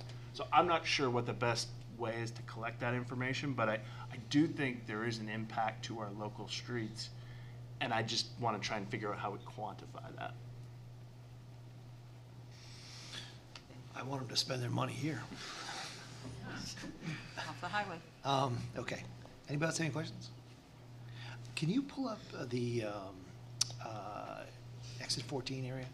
Sure. So as you're doing that, let me explain to you why I'm asking you to do that. We had an item on our agenda tonight, and I don't think it actually, well, anyway, we had an item on the agenda I pulled because I wanted to ask you a question. This was item 9, and it's a report from our city solicitor, and it's regarding a request that was made actually almost 1 year ago today, October 13, 2021, by Brady Sullivan Properties to discontinue Old Stickney Ave. And Old Stickney Ave runs, as you're looking at, parallel to exit 14 off the ramp. And of course, it runs next to what we now know as Stickney Ave. So we have, the request was for a discontinuance of that old Stickney Ave. And we held on to it, or the feeling was, we just didn't really know what was gonna happen. My question to you is, in looking at what's being proposed and what you've drafted and such, and obviously you offered it for sale, so that sends one message, but do you need that portion for any part of this project? So, with the exception of what we talked about is, I think, that third option for the Merrimack River Greenway that you brought up earlier, where we looked at, there's like, we call them go-paths. It's basically where people walk back and forth, and there's from Stickney Ave intersection down along really the right-of-way. Nope, as you head westbound to. Well, that doesn't even really, the way I looked at discontinuance, the discontinuance actually, or the Old Stickney was stops where it runs into the new one, so.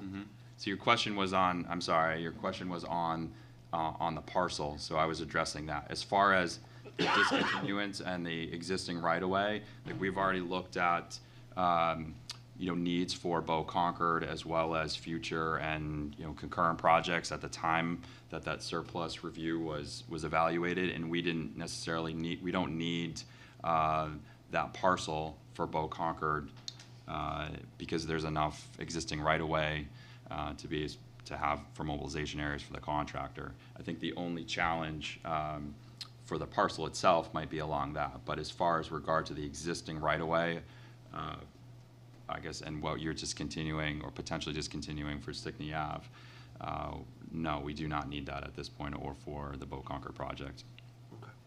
And based on all the concepts and the designs you've given us and discussions we've had at TPAC and things you've shared with us at TPAC, you're committed, I want to hear you tell the community, you're committed to getting folks from the Merrimack River Greenway Trail on the east side of the river to that northern rail trail that obviously is a benefit to both of us.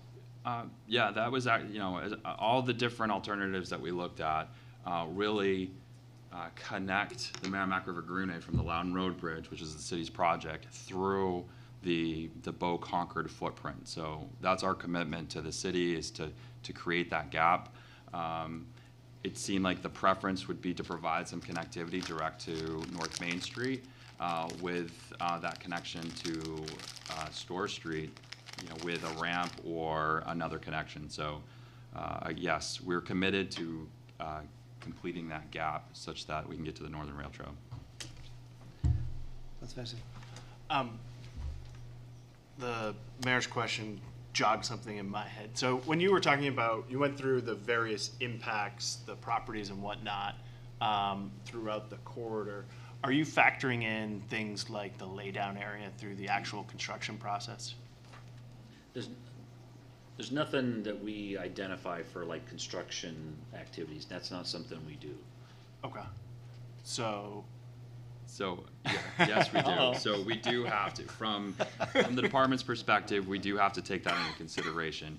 It may not necessarily be designed into the footprint, but we evaluate what existing right-of-way that we have. There's state-owned parcels within the corridor, so all of those become available to us. But we have enough parcels within the corridor, as well as the existing right-of-way for exit 15 and exit 12 that we currently use for other projects. So yeah, and I guess my question, I'm more thinking about 14 and 13, which are a little bit more congested. Is what we're looking at, is that going to reflect the impact for example, a laydown area where there's going to be substantial reconstruction of the bridge through this piece, I would think?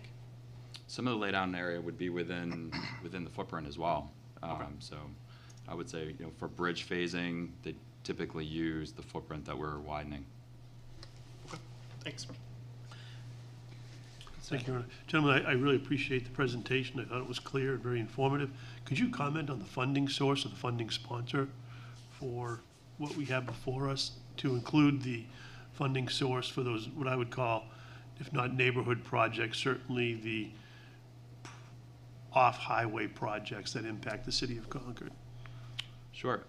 Most, I would say, it's split funding. We have the Turnpike that basically ends at the exit 14 northbound abutment. So everything south of there from the interstate facility is Turnpike funding.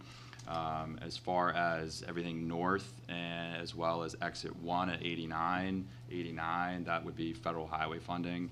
And then off Turnpike, anything outside of the Turnpike area would be federal highway funding as well. So it's about a 55-45 split as far as the funding goes. And by clarification, that's federal and state dollars and not city tax dollars? It's not city tax dollars. Thank you very much. Thank you for that clarification. Anyone else? So I have one other. I know it's not part of your project. Thing that's different about a vertical. Looking at the I-93 stuff. But there's a YouTube ad. So, although it's not part of your project, one of the principles that, and I'll just speak for myself, that I think is really important to the community is that connection to the river. It is a connection for economic development purposes. It's the connection for many, many reasons I'm not going to go through right now. But I think we need to, as a community, look at the feasibility of doing some sort of, whether it be a bridge, a deck park, or something far more creative than I can think of. What I'm looking for you to help with is to tell me that whatever you do will not preclude us from potentially doing something that we'd like to do. Is that it? Yeah, it's a possibility. I would say that as you bring someone on board to help you with that feasibility study, we work with your consultant partners as it is on other projects. So I don't see why that would be any different. That whether it's the information, the data that we're collecting, the updated reports, certainly we're going to have the opportunity to present that in the future as well. So without question, that we would work with that partner of yours. Great. Thank you very much. Anyone else?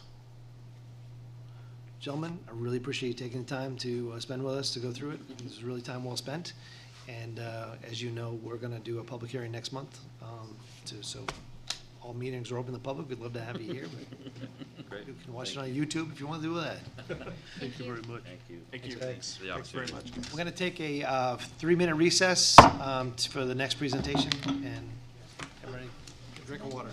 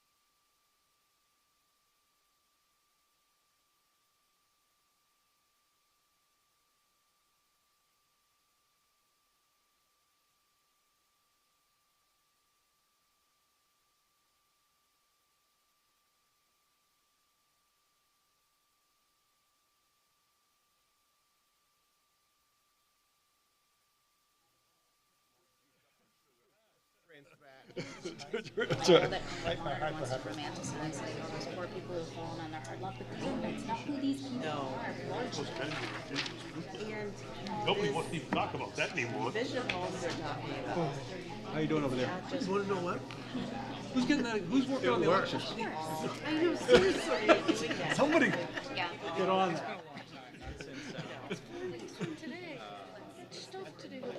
Probably the last time. I was actually sitting here thinking, that's what I should be doing. Maybe. Yeah, I know, something important. Yeah.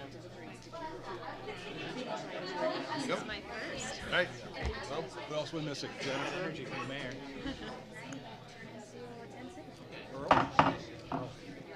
Okay, welcome back, everyone. So we have, from the University of New Hampshire, Sustainability Institute report, and I am going to turn it over to you all to introduce yourselves and tell us about the report. Wonderful. Well, thank you all so much for the opportunity. Really grateful to the council for the time. My name is Nick Babladelis. I'm a resident of Concord and have been for the last 8 years. And I'm privileged to serve alongside others on the Energy and Environment Advisory Committee. Very grateful for the support the council has shown to our committee and the support of the Sustainability Fellow Program. Both city staff and the council have been supportive of this program now twice, and it's been a huge asset to our committee, and I hope that the great work that came together this last summer from the intern will be reflective of what an asset it can be for the city as a whole. I think as we move forward, you'll see lots of opportunities and lots of challenge, and we hope that we can share that with you, hopefully answer some questions that you may have, and also questions that our committee can work on for the benefit of the community. Thanks, Nick. And I'm Jessica Forrest. I'm also a member of the Concord Energy and Environment Advisory Committee. I've been engaged with the committee for about the past 3 years and a Concord resident for about 12 years. So Nick and I today are going to be sharing the work of Clara Feigelson, who was our UNH Sustainability Fellow over the course of last summer.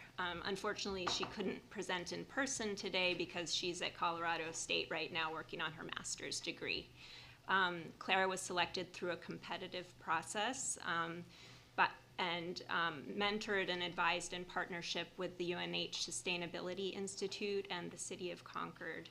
And her work built directly upon the work of the first Sustainability Fellow, Amina Grant, from 2020. There were 4 main project objectives.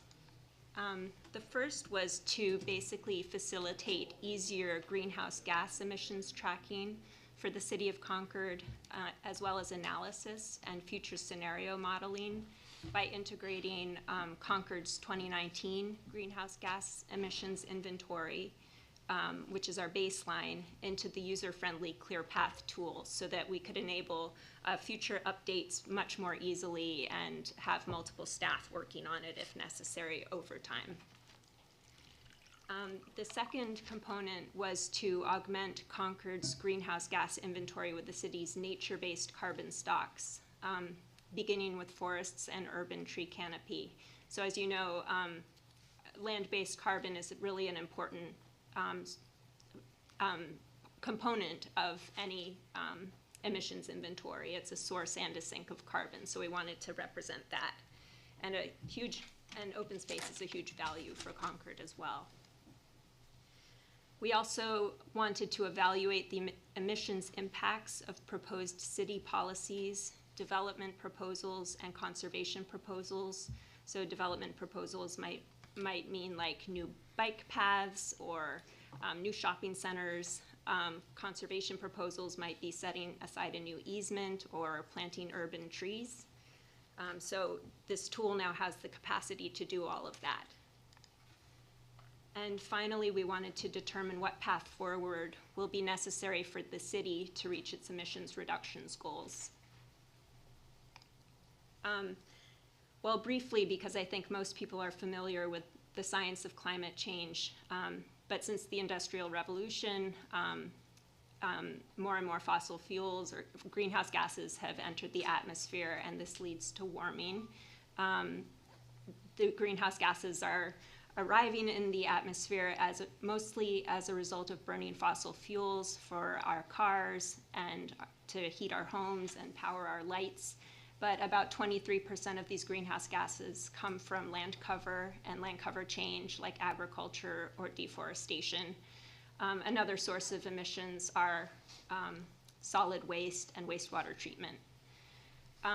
And we've already begun to see many of the effects of greenhouse gas emissions on global surface temperature, increased precipitation events, floods and droughts, and sea level rise.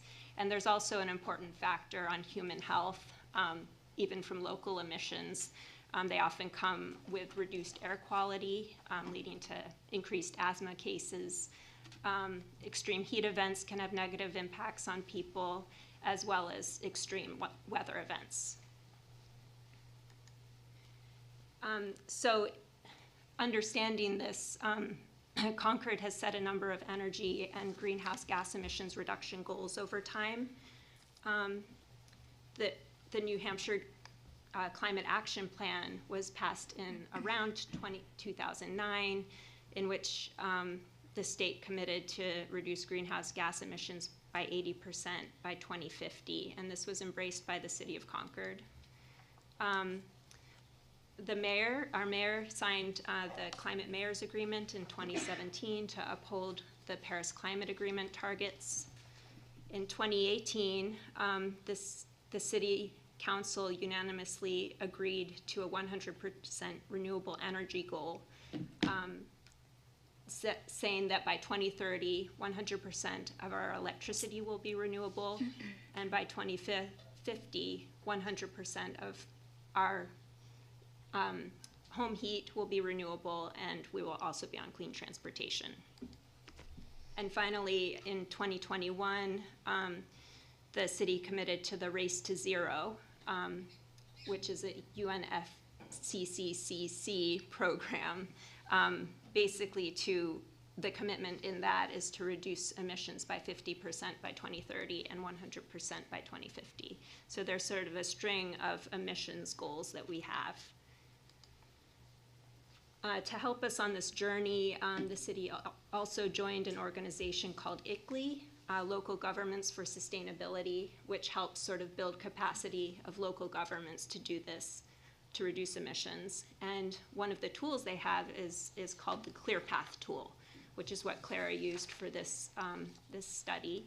And it allows people to easily track emissions according to various categories like residential energy, transportation and mobile sources, agriculture and forestry, and there's a community track and a government track. She looked at both. So basically, for the city government, she found that Concord emissions in 2019 were 7,500 metric tons of carbon dioxide equivalents.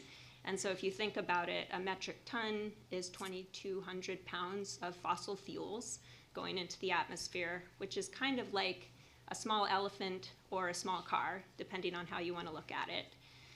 So 7,500 of those.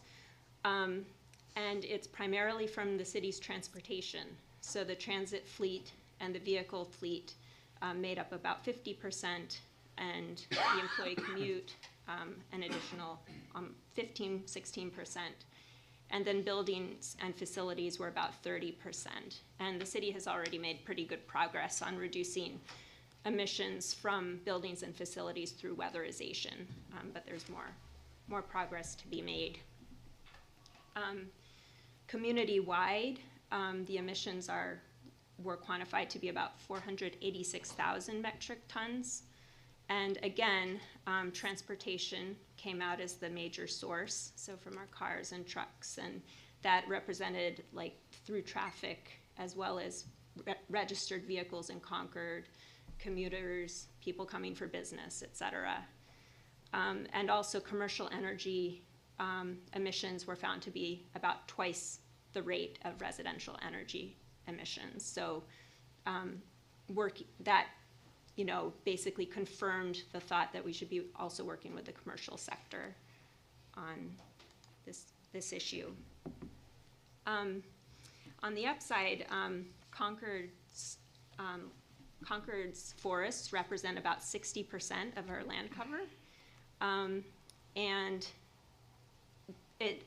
our forests and tree canopy served as a sink, so it actually absorbed carbon dioxide from the atmosphere, 60,000 metric tons of it. So that actually represents about 12% of the fossil fuels that are emitted, which is actually pretty hopeful.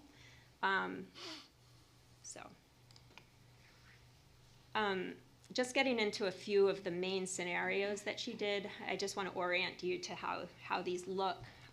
Basically on the x-axis you can see the year, so it proceeds from 2019 to 2050. And on the y-axis you have the metric tons of carbon dioxide equivalents that are released. This dotted green line that goes to 2030 represents 50% energy reduction, emissions reduction by 2030. So that's like basically the 2030 goal. The red line represents the New Hampshire Climate Action Plan goal of 80% reduction by 2050. And creeping along the bottom is the 100% by 2050 reduction goal as part of Race to Zero and what scientists say is necessary to avert the worst effects of global warming. The dark green is commercial energy, and dark blue is residential energy, and yellow is transportation. And we expect, ISO predicts as well, ISO New England, which manages the grid, predicts that our grid is going to become greener over time with the addition of wind, for example. But it's not going to cover everything. It's not going to be 100% renewable by 2050. It might be 72% renewable. But if Concord sits here and does nothing about our energy usage, then we're not going to meet any of our goals. So this is what this scenario says, community-wide. And this is just a representation of the government emissions. And again, we won't meet our goals if we rely on grid supply and don't convert our thermal and thermal heat sources and vehicles. So what do we need to do to get there? This scenario is the government mitigation scenario, and it's basically saying what we need to do to get to 50% emissions reduction by 2030, which is coming up pretty quick in 8 years, and by 80% by 2050, so the New Hampshire Climate Action Goal. And what it says is that we need to basically go entirely to 100% renewable electricity sources by 2030 and convert a lot of our heat to heat pumps, although not all of that. That can sort of wait till 2035. The vehicle fleet should be converted by 2030 to clean transportation. The transit fleet and the vehicle fleet can follow after that. But basically, there needs to be kind of across the board reductions by the government to reduce greenhouse gas emissions. Community-wide, it's kind of a similar process. Basically, when we set the 100% renewable energy goal, 100% renewable electricity by 2030, it's basically not enough if we just look at electricity by 2030. We need to be starting immediately community-wide to look at how to replace our thermal heat as well as transportation. And in addition, we need to look at reducing waste generation citywide by 2050. So perhaps diverting more to recycling or increasing composting services. So that's sort of the tricky one at the end to get to 100% renewable. So I'm going to turn it over to Nick to talk more about the solutions and what we need to do to get there. Yeah, so each of these scenarios that were presented are just very broad strokes of what possible futures look like. And Clara, in her very detailed and thoughtful report, closes by trying to reiterate that none of this is prescriptive. None of us can predict the future, breakout technologies, other sorts of opportunities that present themselves. And none of us would imagine that all of the levers to move the giant ship of the city of Concord, let alone our regional electricity grid or regional energy systems, rest solely in our hands. But there are some real opportunities in front of the city itself, and ones that we think it would benefit the council and city operations to consider moving through this decade, which is quickly coming to a close. And so as we look at some of these, we just want to highlight some conclusions that are highlighted in the full report and were topics of discussion among the Energy and Advisory Committee. So one of those is that in order to keep alive for the community as a whole the ability to reach the 100% renewable electricity goal by 2030, there are actions that the city can take that would really benefit the community, and mainly focused on continuing to pursue and ask the right questions of the Community Power Partnership, the Community Power Coalition, to identify ways that giving more local control to our residents and to the community around the power that we purchase and that we use within Concord can reach some of these renewable goals and also address costs and other concerns that residents have at this time. It's the case that in almost every location, renewable generation is at cost or lower than fossil generation when we talk about electricity, and so that opportunity for cost savings is there in the future. Within the city's hands is the development specifically of renewable generation on city-owned assets, and some of those have been live topics before the city, and we'd like to take this opportunity to remind and to ask again that we pursue in this decade all opportunities to develop cost-effective renewables within the city for the benefit of Concord residents and the broader grid as a whole. And then to the degree that a lot of this happens in collaboration and that infrastructure is shared across city boundaries, state boundaries, and we operate on a regional grid, being aware of the infrastructure needs and supportive of them when it comes to electrical transmission is going to be an important consideration for the city. When we consider transportation, again, starting maybe with city operations, a clarified plan on the pathway to reduced emissions from the city's transportation fleet, both transit and vehicles, would help to clarify how we reach whether it's a 2030 or a 2035 target.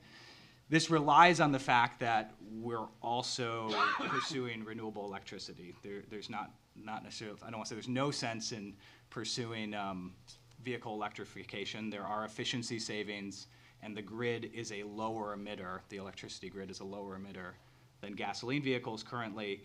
But by coupling this with that kind of first recommendation that we pursue renewable electricity for the community broadly, there's a real opportunity to decarbonize this space. And in particular, I just had a conversation with a colleague that was really illustrative for folks at the front end of this curve, someone who doesn't own a Tesla but has an EV and is really struggling to find charging infrastructure for their vehicle in the town. I would offer that both the opportunities for the city on municipal properties or in partnership with businesses in the community to start to provide that infrastructure is going to be a very attractive draw for folks and a necessity as we're looking at how this transition happens. Where is that infrastructure going to be placed? How is it going to be sited well to address issues of traffic and other sorts of concerns? And some of these topics have already come up in previous presentations, but continuing to consider how the city provides for other transportation, the walkability of our town, the accessibility of our town, that many folks will make alternative decisions that are zero emitting. And as we move forward and consider some more, you may remember that the Energy and Environment Committee was engaged in a weatherization program for residential, for residents. Just at the front end of the pandemic, our timing was perfect, but we were thrilled that it was as successful as it was in spite of those sort of limitations. And on the other side of a lot of funding challenges for the NH Saves program, on the other side of a big infrastructure bill and the Inflation Reduction Act, which offers incentives to government and individuals in a variety of ways that we're still unpacking. The opportunity to weatherize and to promote that is important for our community. And how that gets coupled with building electrification, how weatherization and solarization become a norm for members of our community. That's something that the city also has the opportunity, we think, to model. A lot of these transitions in next generation best-in-class efficiency and heating are also the most comfortable options, but are also the newest options. So how spaces and places that the residents of Concord frequent can reflect the sort of energy systems that we'd like all of our residents to have. There's no doubt municipal spaces and other sorts of spaces that can help to demonstrate how heat pumps and other sorts of zero emission heating and cooling can provide for the future of our community. And then the commercial sector is a really big piece of this, and I think nearly everything that I hit on, there's an opportunity for partnership with the corporate partners in our region, and it's something that we, as the Energy and Environment Committee, are looking to be more helpful and more focused on how to link residents with business, with city, to work together in lockstep to realize some of these goals. And then I believe the final one revolves around tree cover. So all of the emissions that we're putting into the atmosphere are additive. They're putting, more dirt in the swimming pool, or however you want to think about it. And the trees aren't taking that out. But every tree we remove means that there is more carbon up in the atmosphere. So being mindful of how we balance the competing demands of development alongside the urgent need to maintain as much of the carbon capturing that currently exists will be an important consideration as you guys and gals work to develop a sustainable pathway forward for the city and for its residents. And we're really grateful as committee members to get to work with and support you in the ways that we can, and we're really grateful for your time this evening, and would be very glad if you have any questions to take them now or bring them back to the committee. Great. Thank you very much. Appreciate that. It was really thorough. Anybody have questions? I have a few. Go ahead. Could you go back to like 3 or 4 slides earlier with the recommendations? Yeah. That one. When you say acquire, what do you mean by that? What's the definition of acquire used here? Yeah. Good. An example. I mean, it doesn't. Sure. Are we talking about for the city or for City. residents? City. So the city is all, by virtue of the fact that the city purchases renewable energy certificates, the city's already purchasing renewable power, and so one consideration for the city might be how can more of that power come from local assets? Right. So Undeveloped. Generate locally to. Okay. Yes. But you would say, no, go ahead. I interrupted you. Or other regional assets. So how can, if large offshore projects came online and the opportunity was presented to the city to participate in purchasing from that project, considering how that could help the region, help the city meet its goals, that those are new projects currently the city is reaching for renewable energy, and there's an opportunity to increase the impact of the renewable energy that we purchase. But you'd agree that we could put a big green check mark next to that one, right? About acquiring renewable electricity, not for the city as a whole. No, But for municipal operations. This right here, what the city council has done So over the years. if you were to go back to the slide that said government mitigation. Sure. Your number one recommendation was more renewable energy for government. Yeah. And I guess the question, to simplify what the manager's asking is. You gotta make it real simple for me. Are you talking about, because we purchase 100% renewable energy now? Yes. Half a year. And are you saying that that's not good enough, you have to now generate your own? Is that what I'm hearing? No. I think that the opportunity exists to, right now, the city purchases renewable electricity at a cost premium to the supply that it purchases. So it purchases its supply, and it also pays a premium for the renewable electricity. That's how most people who are purchasing renewable electricity do it. As the city pursues renewable projects, as the city considers its participation in a community power program, being able to hold on, to not pay that premium, but to have the generation that's there, I think that's an opportunity that would both increase the impact. Those are verifiable new projects that, but for the action of the city, that solar development or that wind, that wind development, whatever it is, we can be technology agnostic, would have never happened. That's one slice of it. The other slice of it is that there's not the added cost piece. It's part of the project itself, and if the project finances work for the city, then there's not an additional cost to purchase that electricity. No, that makes all sense in the Okay. world. We've got the green check here accomplished, mission accomplished on that piece. I like to go further. It's not good enough just to do what you're supposed to do. We could always do more. So, but I think it's important to tell the community, job well done, city council. On that one. But that's just me speaking. Could you go to the next slide after that one, the one with the acquiring? Oh, acquiring, yeah. So keep going one more. Okay. So here, I talk about transportation and, electrical generate, I'm using my own words here, but reading through this. In trying to do more charging of, city vehicles, particularly and workers' vehicles and whatnot. How do we get to the point where, so if I go home and I put a EV charging station at my house, which I could do, and I charge it up overnight, how much of that energy, just roughly, do you guess, is, and because I don't know, I'm not asking you questions I know the answers to, how much of that is renewable energy, and how much is that really just natural gas coming into Londonderry generating electricity, going onto the grid? Am I really just, or is coal coming from, a coal plant from someplace nearby that's, I'm not gonna mention Bow, but, something like that, right? How much of that is really fossil fuels generating electricity? I feel good about it because I'm doing electricity, but it's really just natural gas. Right. I think it's like 50% or so of fossil fuels and in the mix? like 20% nuclear. Okay. Or 25% nuclear. And, Is nuclear renewable? Well, it's zero emissions right now, and then a portion is renewable. Some of it's wood.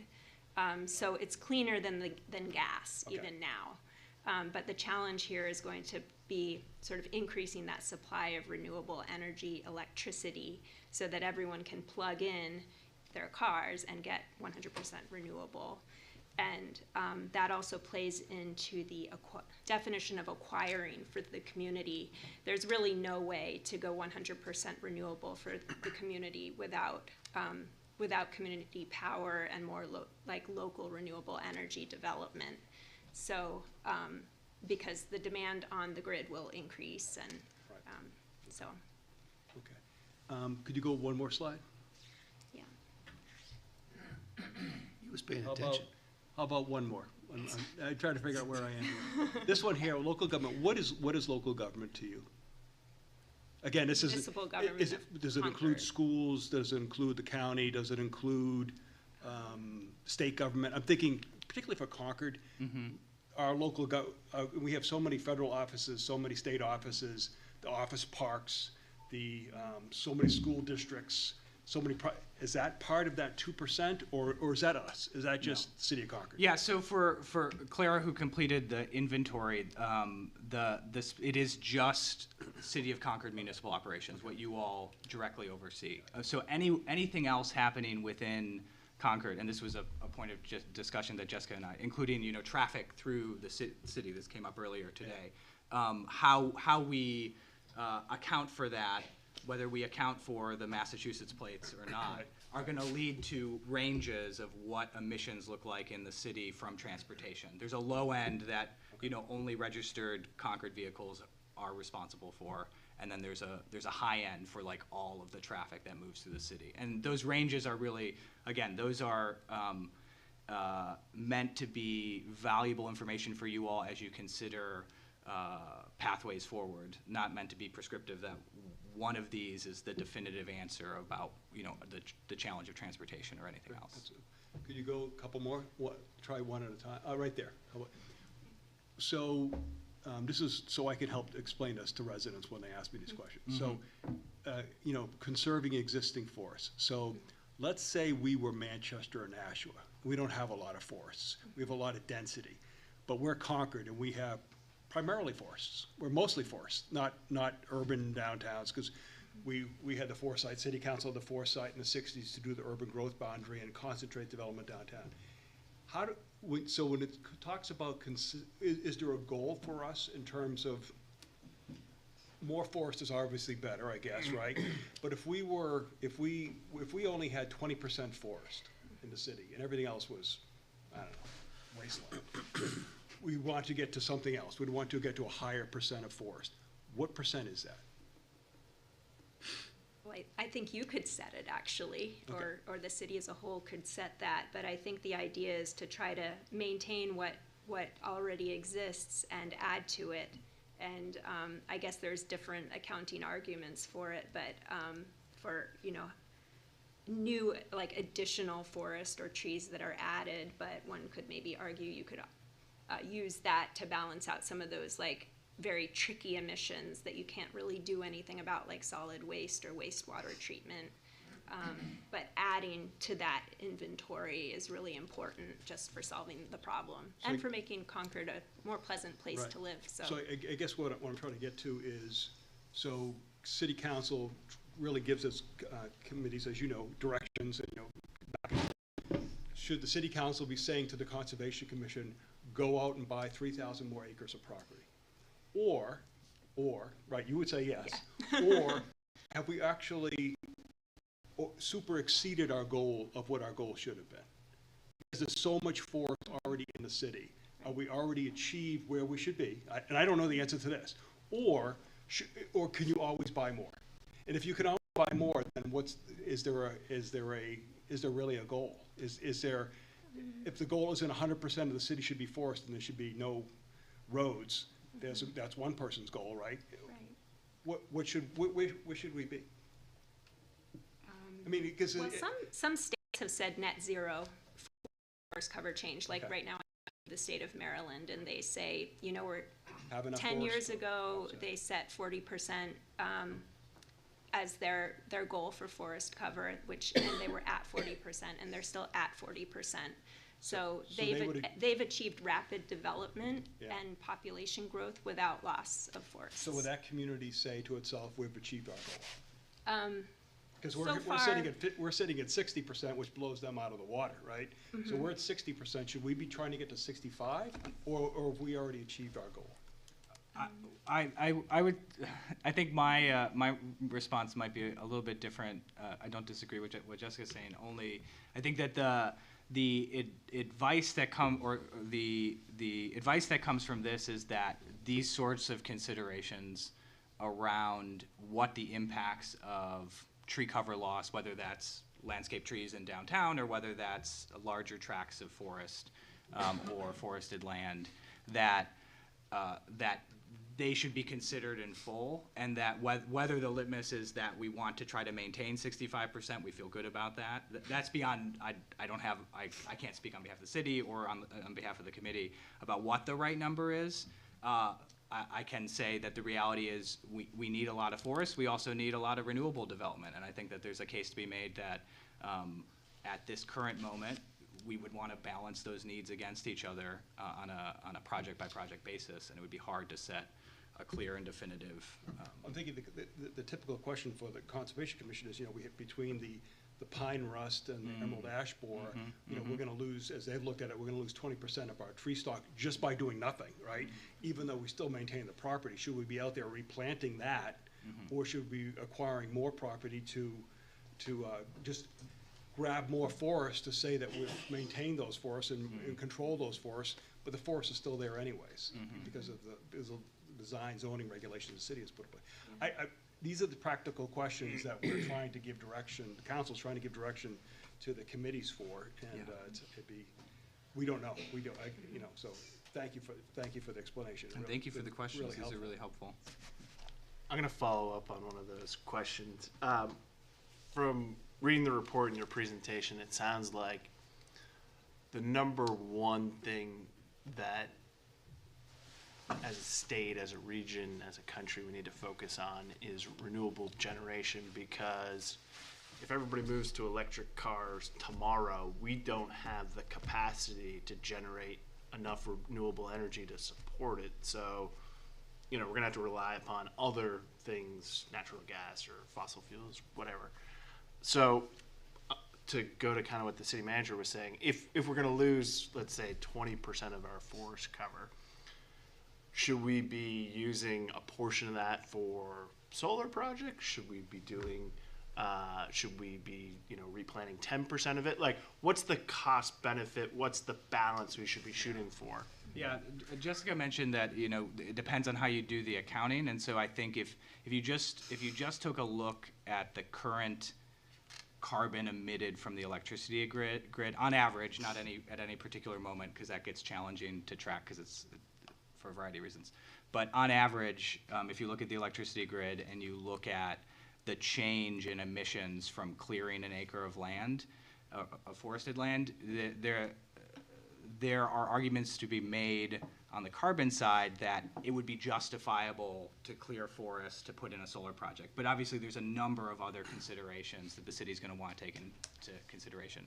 Wildlife, livability, the other sort of benefits, economic and otherwise, that forests provide within a community. And that's where, there are more valuable and less valuable sections of forests, and having a strategy, certainly with folks that I work with outside this capacity, trying to identify opportunities for reforestation when there's forest clearing, where there's low-grade forests that could benefit from other ways, where are there places that the city could move on. So if you want to analyze it from the lens of carbon in this decade, there's opportunities to consider how an aggressive push for renewables will be at odds with that. But there's a lot of other considerations that would be prudent to take into consideration as well. I danced around a clear and definitive answer for you. Okay. But you can see sort of the policy challenges we have, because sitting here, I obviously know maybe like a minuscule amount compared to as much knowledge as you have, and I don't know, is Rob still back there? But I think it's really important, as the manager was sort of raising, like, what's the cost benefit here? Where should our focus be on, and how do we balance, maintaining a carbon sink, but also doing what we can to increase renewable generation to the extent that we can. And that's where, at least from my perspective, I don't know what anybody else thinks, that's where I want more direction as to what should we be doing, what should we be thinking about. Great job. Anyone else? I had a question around, you've talked about community power a few times. And have you communicated with any of the other communities that have chosen to sign on? And what is their experience? Because if I understand it correctly, there's the choices, opt in or opt out. From the people who are proposing this, their point of view is they want you to have to opt out. So that would mean that this 15-member body would make a choice for every one of the households in this community that they're to participate, and then they'd have to choose it, or versus we sign on and people sign and opt in. Could you talk, I mean, it's a pretty big policy question that we would have to wrestle, that we're gonna probably end up wrestling with, are we going to tell everyone in this community, this is what you're gonna do? So I wonder if you could share a little bit about what you've learned or. Yeah, I think some of what I've learned through this is and I can't speak. The quick answer to this is we've had some conversations as a committee about this sort of indirect. I'm playing a game of telephone right now of what I've heard from people on the committee who have heard things from other communities. I think that what I'd like to emphasize in this regard is that keeping this option alive and learning more isn't. Moving this option forward isn't deciding anything about what Concord residents' utilities will look like, but it gives the access and resources to the city to clarify some of these questions.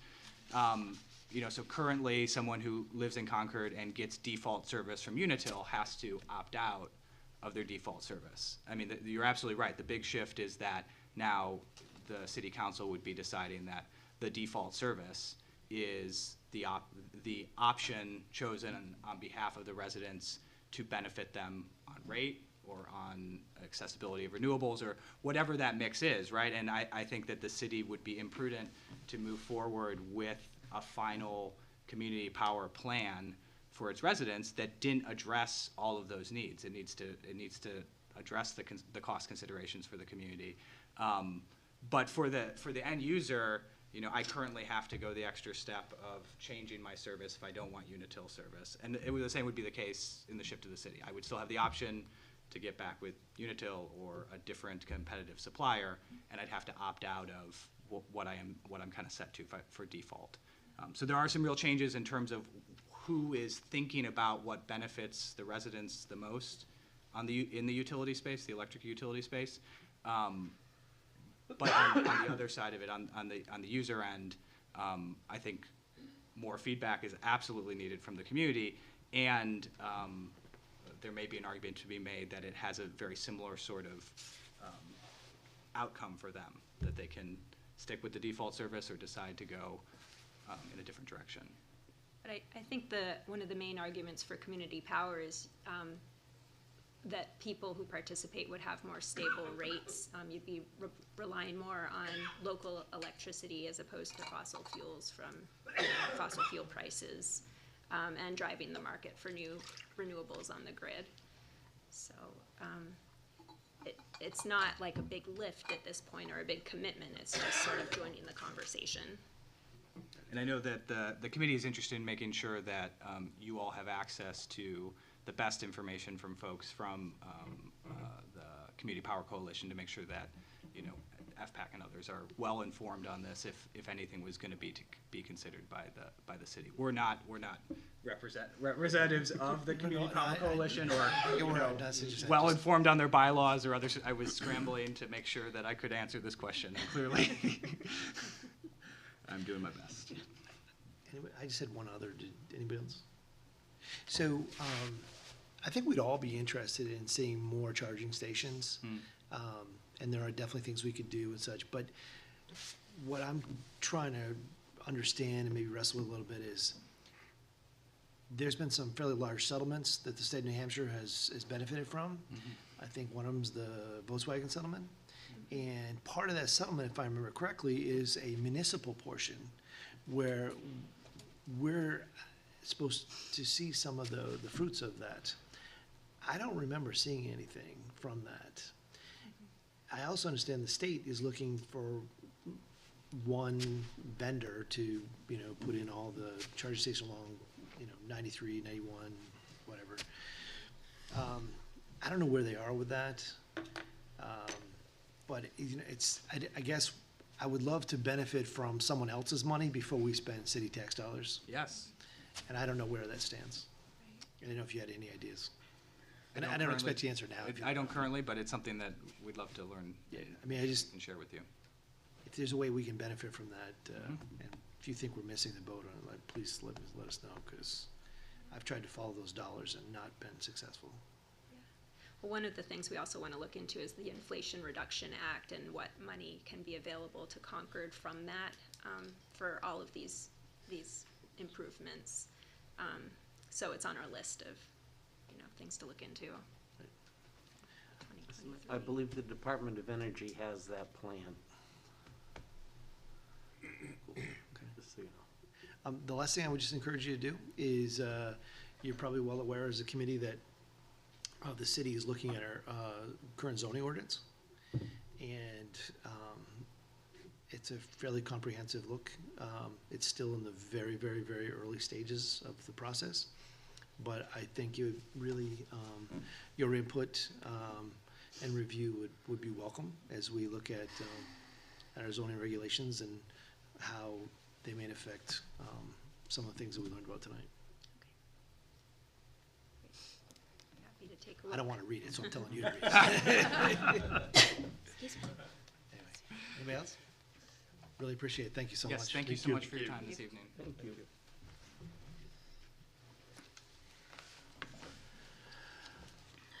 Okay. So, we're getting closer. We have no unfinished business to take up this evening.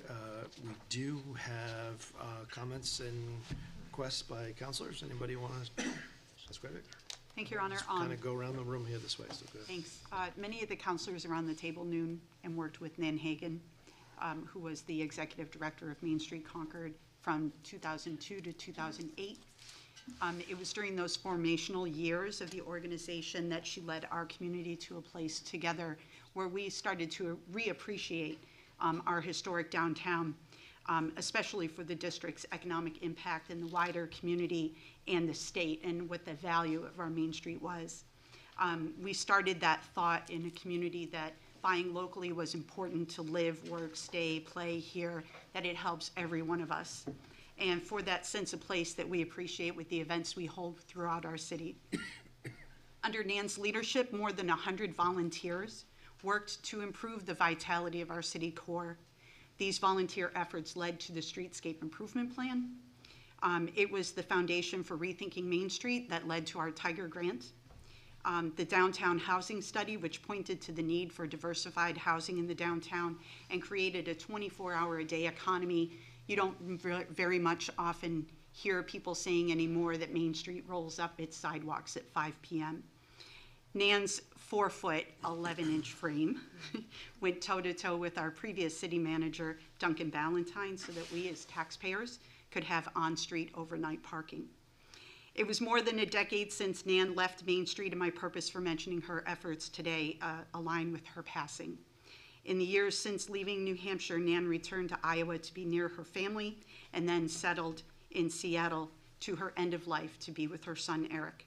While Main Street Concord has since evolved into In-Town Concord, our authentic, historic district remains a reminder of how important Main Street has been through our 250-year plus history.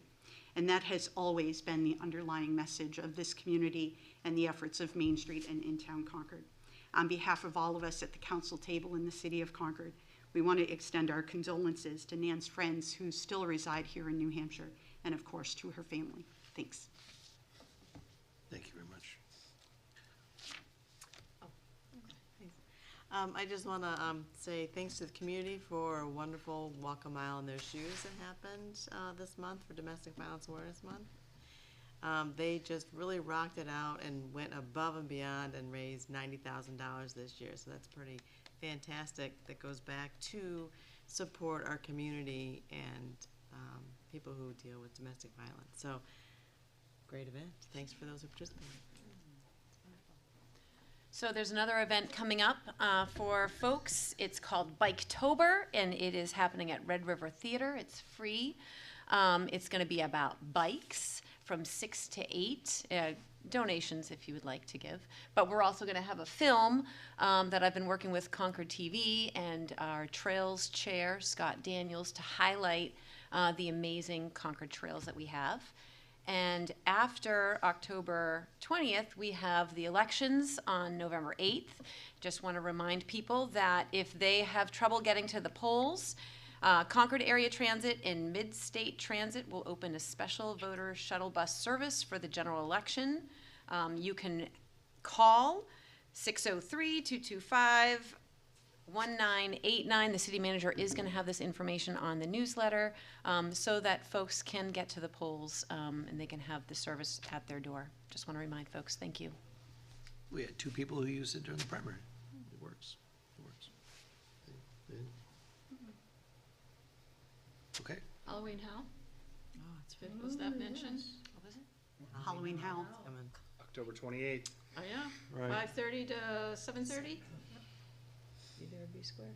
Dress up, have fun. Thank you. I have 2 items. One is the Merrimack Valley School District Board is holding a community meeting this Thursday, October 13th at 7 p.m. That's immediately following their parent-teacher group meeting at the Pennacook Elementary School Library. And the board is holding this meeting to receive open feedback from Pennacook families and community members on the Pennacook Elementary School, the Merrimack Valley School District generally. They want to hear about the strengths, challenges, and it's an opportunity to get your questions answered. And it's also an opportunity to learn about what's happening around the school district and share some ideas about how the community might get involved. So that's this Thursday. And then the Pennacook Village Association and the League of Women Voters of New Hampshire are hosting a candidates information meeting on Wednesday, October 19th from 7 to 9 p.m. at the Merrimack Valley High School Library. The doors will open at 6:30 p.m. for an informal meet and greet with the candidates, and it's an opportunity to learn more about the candidates running for the state office in our November election and discuss the issues facing our community. So feel free to bring your questions for the candidates. Thank you. Thank you. Oh, I'm sorry. Go ahead. Go ahead. Very quickly, I wanted to thank the council and all the council members that showed up to welcome back the ambulance to Manor Station. The folks in Northwest Concord appreciate the council's help with that. And Councilor Todd and I and Kretovic, Councilor Kretovic attended a meeting, councilors, a neighborhood meeting about an intersection of Lilac Street and Borough Road, and quite a few members of the community showed up and let their thoughts be known. So thanks for the community for coming out, and Karen Hill, our engineer, traffic engineer, did a great job of running the meeting and dodging eggs. So thank you very much. Nice job, Pierce. Thanks, Your Honor. Just wanted to remind folks that Denise and Paul Pulio, who were here last month and presented us with a flag, will be doing a presentation for the Concord Historical Society this Thursday, the 13th of October, at Kimball Jenkins on the history of the Abenaki people in the Concord area. So it's a great opportunity to learn more, particularly since we just passed Indigenous Peoples Day yesterday, to learn a little bit more about the indigenous people who occupied this space prior to us, and do so today. Thank you. Anyone else? Okay, Mr. Manager, do you have anything? Nothing to add, Your Honor. Okay. Madam Clerk, you got anything? I got nothing. Okay, so that takes us to items that were removed from consent. Item 9, which is a report from the city solicitor regarding the Old Stickney Ave. I removed that. Mr. Solicitor, would you mind coming up and join us?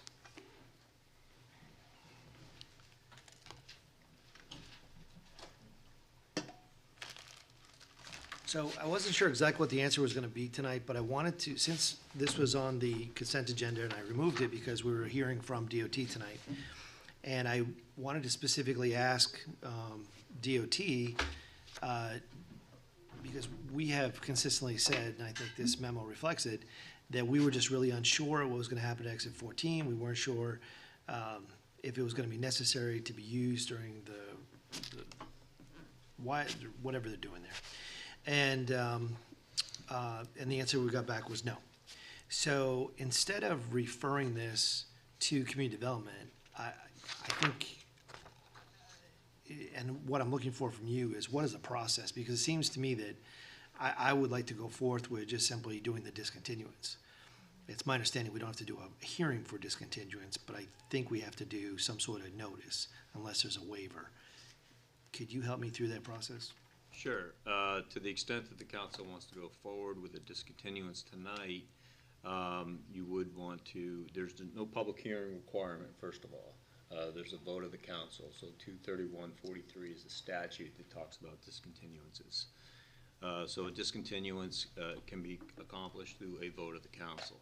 However, that statute does require under Section 2 that notice be, that the vote happen after notice has been provided to any abutters.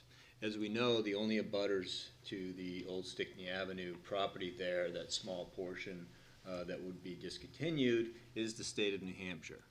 We also know that there's a subdivision plan that was submitted and approved by the planning board that the state of New Hampshire signed off on relative to the discontinuance of that right-of-way under that subdivision plan. And so we know that by all, and also, I guess in addition, where the petition for the discontinuance came back almost a year ago, I think it was October 2021, from Brady Sullivan, where the state of New Hampshire was CC'd on that petition to discontinue the roadway. They've been on notice of this request for some time. They've also been in correspondence with the administration regarding the status of the discontinuance, and Brady Sullivan's legal counsel has been, as you know, in constant communication with me regarding that matter. And it's been communicated, as you know, that we are going to be waiting until we make some type of determination from the state of New Hampshire as to what's going on with the widening and how that's going to impact exit 14. And that's what was communicated when this council took it up a year ago. And so now for process, we know that the 14 days is required under the statute. However, we think that notice has been effectively been made. But in the abundance of caution, Bill Cass sent an email tonight stating that, and he's the Assistant Commissioner for the Department of Transportation, that they waived the notice provision to the extent that it applies under the 14-day requirement.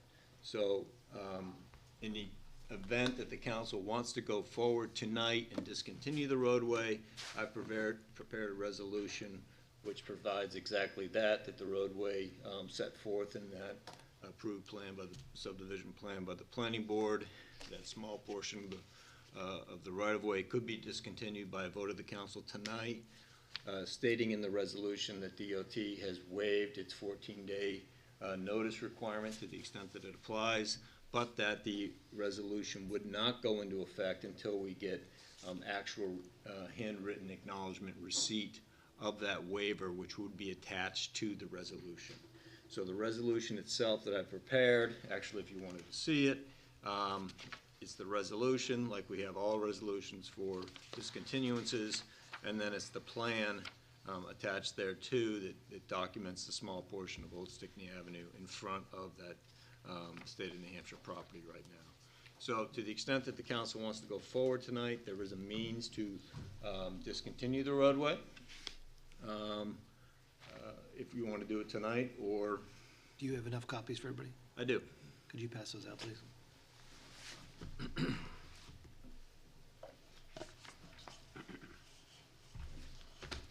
Just see what that does. Okay. Are they numbered? We don't do that. More. I really like that. That's an inside joke.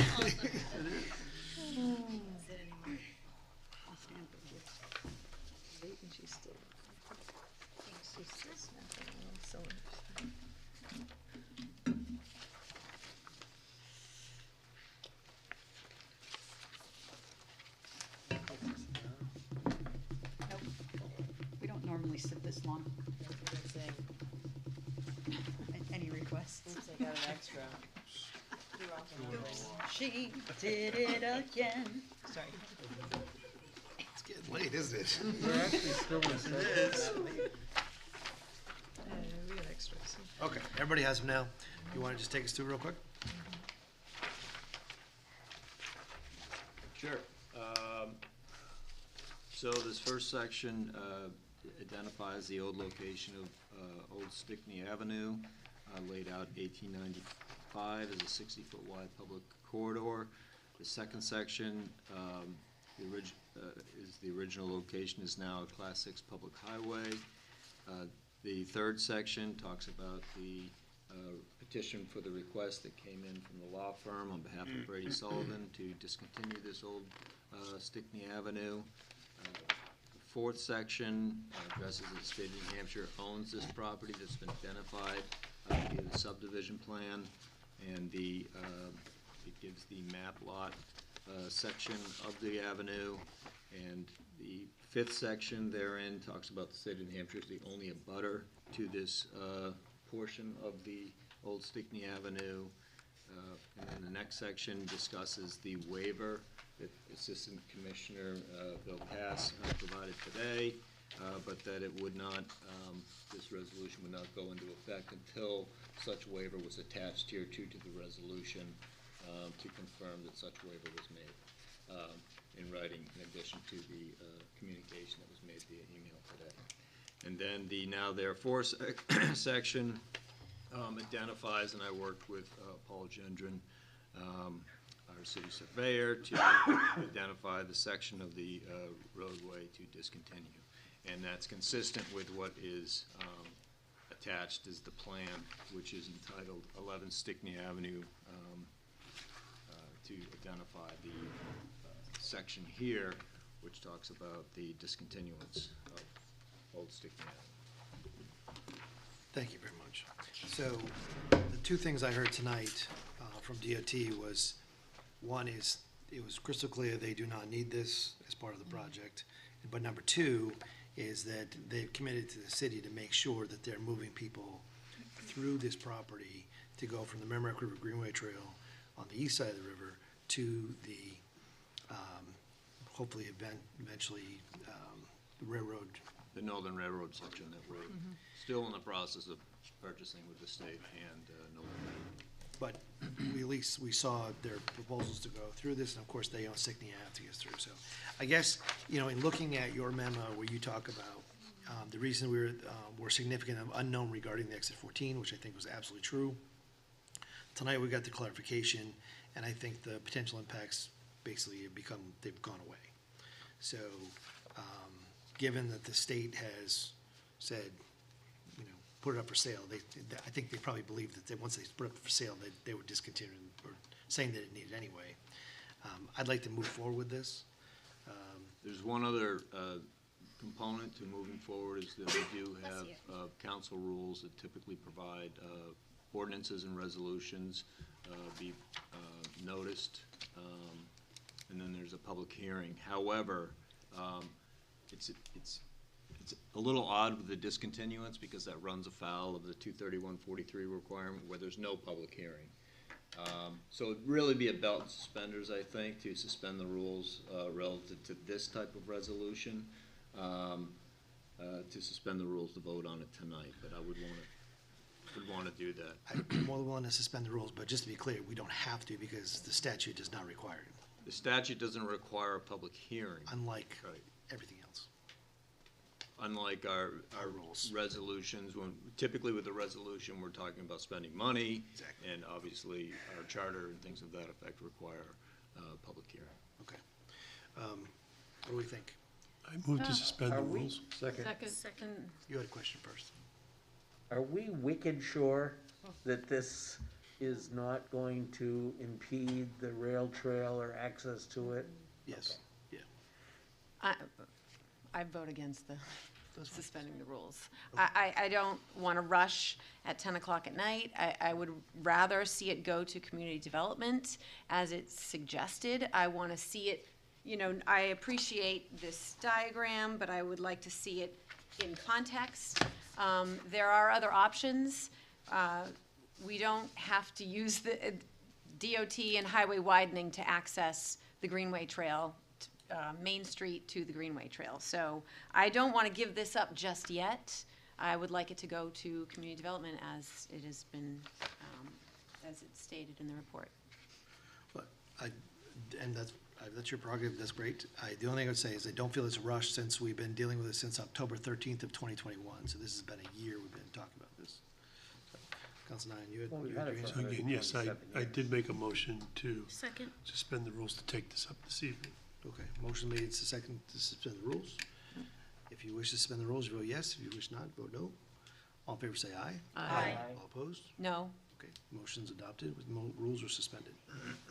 So can we get a motion on the, Your Honor, could we Yes. look at the map? Could we see what it, how it looks? Sure. Could we, Would you like a motion first? That'd be great. Sure, I'd move to I'll second. approve. Motion seconded to approve the resolution. Can we pull up a map somehow? Do we need the I DOT? can, We have a map in front of us. I can pull it up. It's on the last page. Or, I'm looking at not just this map, but it's in, context of Main Street. What are you looking for? Because I went out and I ran some of the options that were projected for DOT for the Greenway Trail, and I found that we can access the Greenway Trail without widening the highway. We don't have to widen the highway to access the Greenway Trail. We just have to commit as a city that this is what we want to do, and I think this is a component that we can use for our benefit to access the northern trail. I just want to confirm that. To your own words, you're absolutely right, and that's what I heard them say tonight is, regardless of anything that happens with the highway, they don't need this, this. Why do we need to rush to discontinue it tonight? Well, I don't think we are, in the sense that we've been talking about this for a year. I mean, I think it makes sense to go to community development, have a few other eyes look at it. I think community development is not gonna say anything that legal isn't gonna say, and I think that our city solicitor laid out exactly what community development would come back with. Do you think do you think Matt Walsh is going to, tell you you're wrong? I don't know, I can't speak for Matt. I do have the plan here, to the extent that anybody wants to look at in a blown-up version. Yeah. And I'm happy to. Or is it just, oh, it's just It- this, yeah. I'm looking, I would So- like to see it as it connects with, Main Street, Center Street. It has nothing to do with Main Street or Center So- Street. Can you show her on the? That's, yeah, I'm trying to, This is Loudon Road here, right? yep. And then, this is the existing Stickney Avenue right here, okay? Who owns the existing Stickney Avenue? That's state of New Hampshire. State of New Hampshire, okay. And then with this old Stickney Avenue here was the former Stickney Avenue, and that's the parking lot of this existing building here at 11 Stickney Avenue. So that's the parking lot portion of this existing state of New Hampshire building. So it's, the discontinued portion is just right in front of the building. Can you see it on the map? I can, why would we want to give that up and not use that as access, pedestrian bike access? Because we just saw tonight, the three different scenarios that TPAC suggested, and we're gonna hear from the community if there's any others, that the DOT said, unless I misunderstood them, that they didn't need this to accomplish any of those, to move bikes and pedestrians from the east side to the west side. So when you're saying discontinue, that means no vehicles, or we don't own it, or, Why don't you know, explain if you. Yeah, so to the extent that the city was to discontinue this right-of-way, we no longer have any right of usage over this right-of-way. The city would, it discontinues it. It's no longer, it's complete discontinuance of this portion of the right-of-way. It goes back to the underlying fee owner, which would be the state of New Hampshire, and to the extent that they're selling this to a third party, it would be to the third party. Oh. They would own it in fee. We would discontinue in absolute. Yeah, I still prefer having a little bit of time to think about it. Or I'm on community development, or I would attend, I would, a little bit more time to digest. I didn't expect No, that we'd no, be this making this would decision be this evening. community development, the department, not. I didn't expect to be making a decision on this, so I would like to consider it further before approving. We do have a motion before us, it's been seconded. I appreciate if someone feels that they want more time, but I think a year is enough time to have considered this. I think we had DOT in front of us this evening, and I think we asked them a very pointed question, do you need this? The answer was clearly no. It was then questioned about the access from east to west, or east to west. I think we got what we needed from them at that point. So I have a hard time when I look at this, our own memo, when it says that we were only basically concerned about how this would access whatever's to happen with the road. We no longer have, that argument is now gone. So I'm trying to figure out why would we want to hold on to this anymore? Because at some point, there's gonna be legal action, and then it's gonna cost taxpayers money, and it's gonna cost your time to defend and such. And so if we're all saying in our own memo that we don't need it,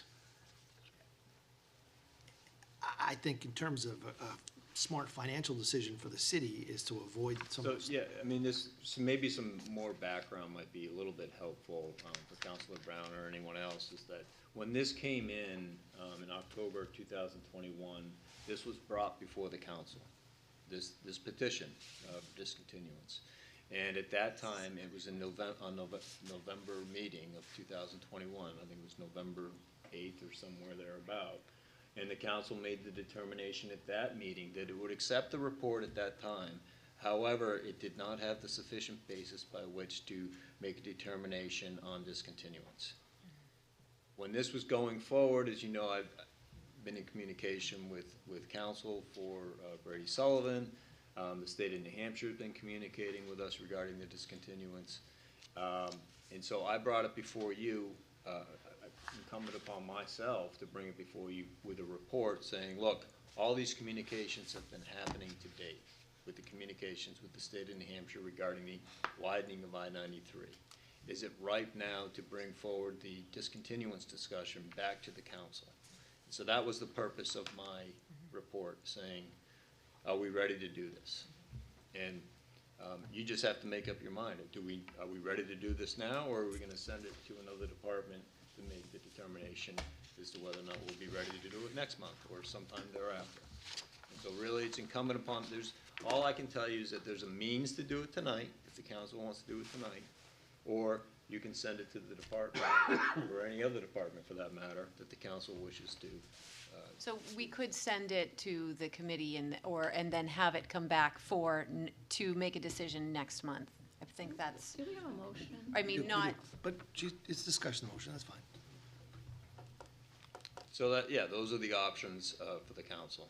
But the question came about, can we do this tonight? And this is the way you can do it tonight. Okay, Councilor Champlin. Thank you. A question for council. Is this the same proposal? I mean, is this basically the same document, same map that we saw a year ago, November? Exactly the same. And the same one that we've reviewed a few times since then? Yes.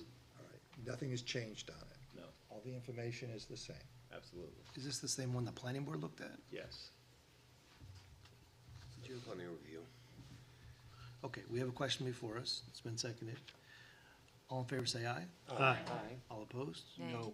The ayes have it. Okay, thank you very much. So it takes care of item number 9. And I do not think we have any other business before us, is that correct? Do not. Okay, can I get a motion to adjourn? So moved. Second. Motion made and seconded to adjourn. All in favor, say aye. Aye. Opposed? The ayes have it.